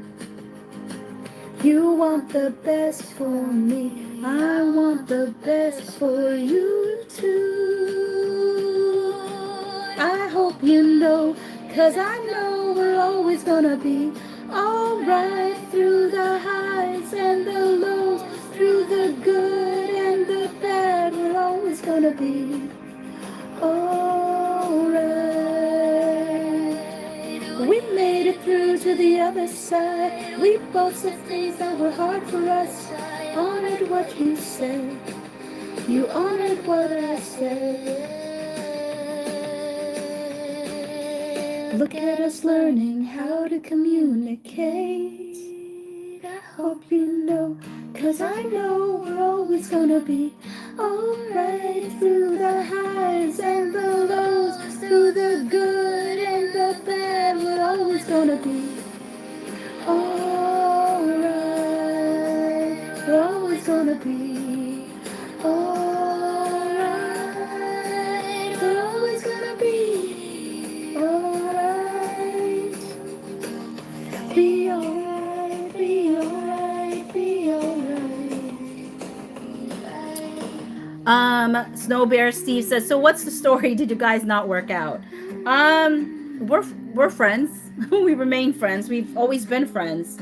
It was just one of those things where it's like, I did like him. I think I did not want to like him. You know, it's one of those situations where we were such good friends that I'm like, I believe guys and girls can just be friends. So it just bothered me that I found myself liking him, because I'm like, oh, this is so cliche. I really don't want to. But it was just one of those things where it's like, well, but I do. So what am I going to do with that? And what I chose to do with it was nothing. And so it was just recently during a TikTok live where people were encouraging me to talk to him about it. And I think I needed that. I think I needed to talk to him because I needed to leave the past in the past, because, but I also had wanted to know, did he ever feel anything for me? And he said he didn't. And so I'm going to just take that at face value, even though everybody and their dog told me that he did. And I was like, I told them that he didn't, but people were like, no, he definitely did. And I was like, and so both times that I've asked him, he has said the same thing. So I'm like, y'all, why are y'all like telling me stuff that I knew from the get-go that he did not? And so I don't know, but that's kind of where it is. But we remain to be very good friends, and like, yeah, that's where things are, I guess, at this point, or maybe forever. Who knows? Eliza said, so pretty. I love this. Palms by the Sea says, this reminds me of another song. I can't put my finger on it. Let me know once you figure it out. I don't know. I take blame for that. I was in that live, LOL. Y'all really hyped me up. Y'all like hyped me up to get my heart broken. Just kidding. My heart was not broken. I mean, you know, we're too close of friends to like, of course I think you just, sometimes there's just that desire to be liked, even if like, it doesn't have to mean anything. Like, I think that if he ever did like me, let's say if he actually was not honest to me with me both of the times I asked, the only reason I would think that he would not tell me the truth is if he felt like he had to commit to something. Because that would be something I would think, you know, before in the past. Like, oh, if I say I like, now what are we're going to have to do something about it? And I'm like, but why?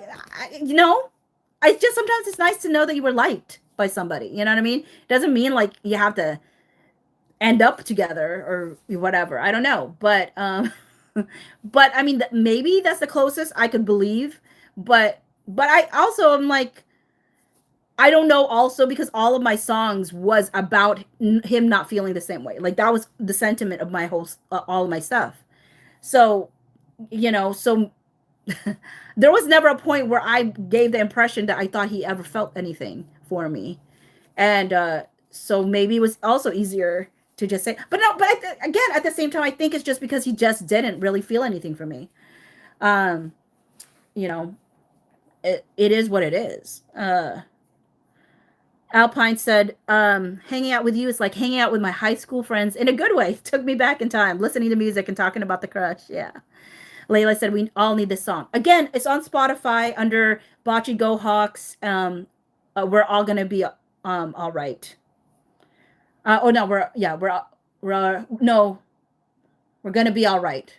I'm trying to remember my own title of my own album, but it's under Bocce Go Hawks because you'll see the court of public opinion, which was about the whole Justin Baldoni versus Blake Lively case. But this is the one. We're gonna be all right. Album. Kenny Vixen Music said, "I'm glad you talked. I didn't realize that earlier when I was commenting." LOL. Oh no, I'm sorry. Snow Bear Steve said, "It's not fun to care in the shadows, though. You were right to say something." I agree, Snow Bear. I mean, it's so much easier to say it, you know, because then you can just kind of move on. Palms by the Sea said, "It truly sounded like he liked you from all of us. You told us." Oh, speak of the dude. He just sent me a message. Could he hear us? I don't know if he just heard us. But so glad you told him. I was listening to your Spotify earlier today. Thank you for doing that. Palms by the Sea just makes me so happy. Like, it really makes me so happy. Actually, that's what he was responding to. I was just telling him all of the positive responses from this thing. So he knows, like, I'm super proud of this album, you know? Jessica Lisi said, "That's cool. You talked it out." And Jessica Lisi said his ears were burning. Kenny Vixen Music said, "It really did. From all the details in the words you were reading from your diary, it really did. In our defense," LOL. You know, I mean, he just said, like, he didn't like me romantically, and, like, but we were so emotionally close that it felt confusing.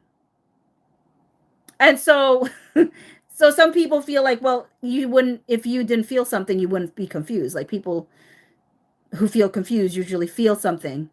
But but I bet he's only he's the one who knows his own heart, right? Like, so I can only take it at face value, and if he didn't feel something, he didn't feel something. But anyways, with that said, let me do a closing song, even though I've been playing songs out the wazoo here. But I ended up writing a song today. I think it was, or yesterday. I can't remember. Maybe it was yesterday. And it was me trying to think, like, do I really Jessica Lisa said, "You got this fire album." Yeah, like, I mean, I told him he was a perfect muse for it. Like, I'm really appreciative of it. Oh, Mary, yeah. I've been here for over 3 hours, so I'm definitely closing up. But this song is called "Careful What You Wish For," and here's the lyrics, because this is actually me talking about whether or not I'm made for social media, to do this social media thing, you know. And so this is just what I was feeling at the moment. So this is verse 1 said, "I can't be everything that you want. I don't want to lose myself in this. I want to hear what you say, just as long as you don't drown my voice. I don't want to wake up one morning not recognizing who I am." And that comes from, like, going, like, I am a person that really cares about people's comments. That's why I read everybody's comments, and it means a lot to me, and all these different things. But at the same time, it's like, how can I honor myself and honor other people at the same time, and not lose myself in, like, this whole process or whatnot. So the chorus says, "I need to be careful what I wish for, because I just might get what I think I want. Will I find strings attached? Will I find you'll build me up only to tear me down?" Meaning, like, that fear of, like, you know how, like, you see some social media people, like, they start off and everybody, like, is cheering them on, but when they, like, do better or whatever, then suddenly, like, people hate on them, and I'm like, what if that happens? And, like, and it's that scary feeling, you know. And then verse 2 says, "I think I want more until I get more. I want freedom to be who I am. I don't want to get used to this. There's too much feedback. I turn to my left and turn to my right, making myself dizzy." And then the bridge says, "I'm fighting the desire to retreat, maybe a bit more than I can chew. Can I really handle all of this? I'm not sure I'm made for this." So then, anyway, so this is the song called "Careful What You Wish For."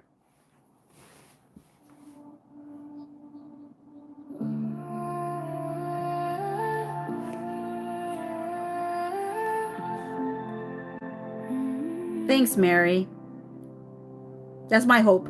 I can be everything that you want. I don't wanna lose myself in this. I wanna hear what you say, just as long as you don't drown my voice. I don't wanna wake up one morning not recognizing who I am. I need to be careful what I wish for, 'cause I just might get what I think I want. Will I find strings attached? Will I find you build me up only to tear me down? I think I want more until I get more. I want freedom to be who I am.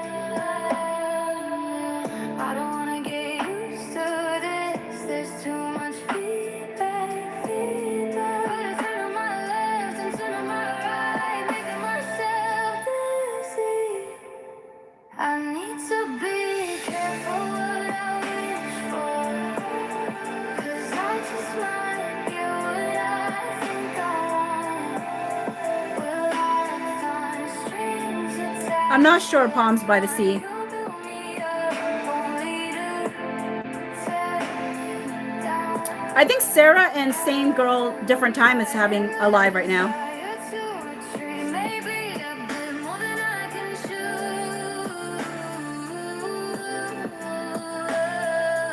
Can I really handle all of this? I'm not sure I'm made for this. I need to be careful what I wish for. What? No, I did not see that, Denise.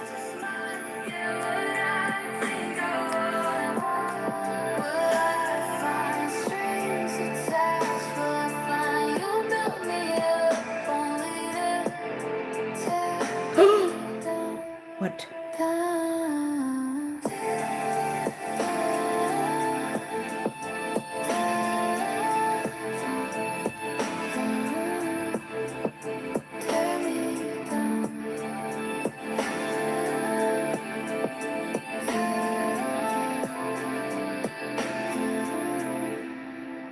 Tear me down.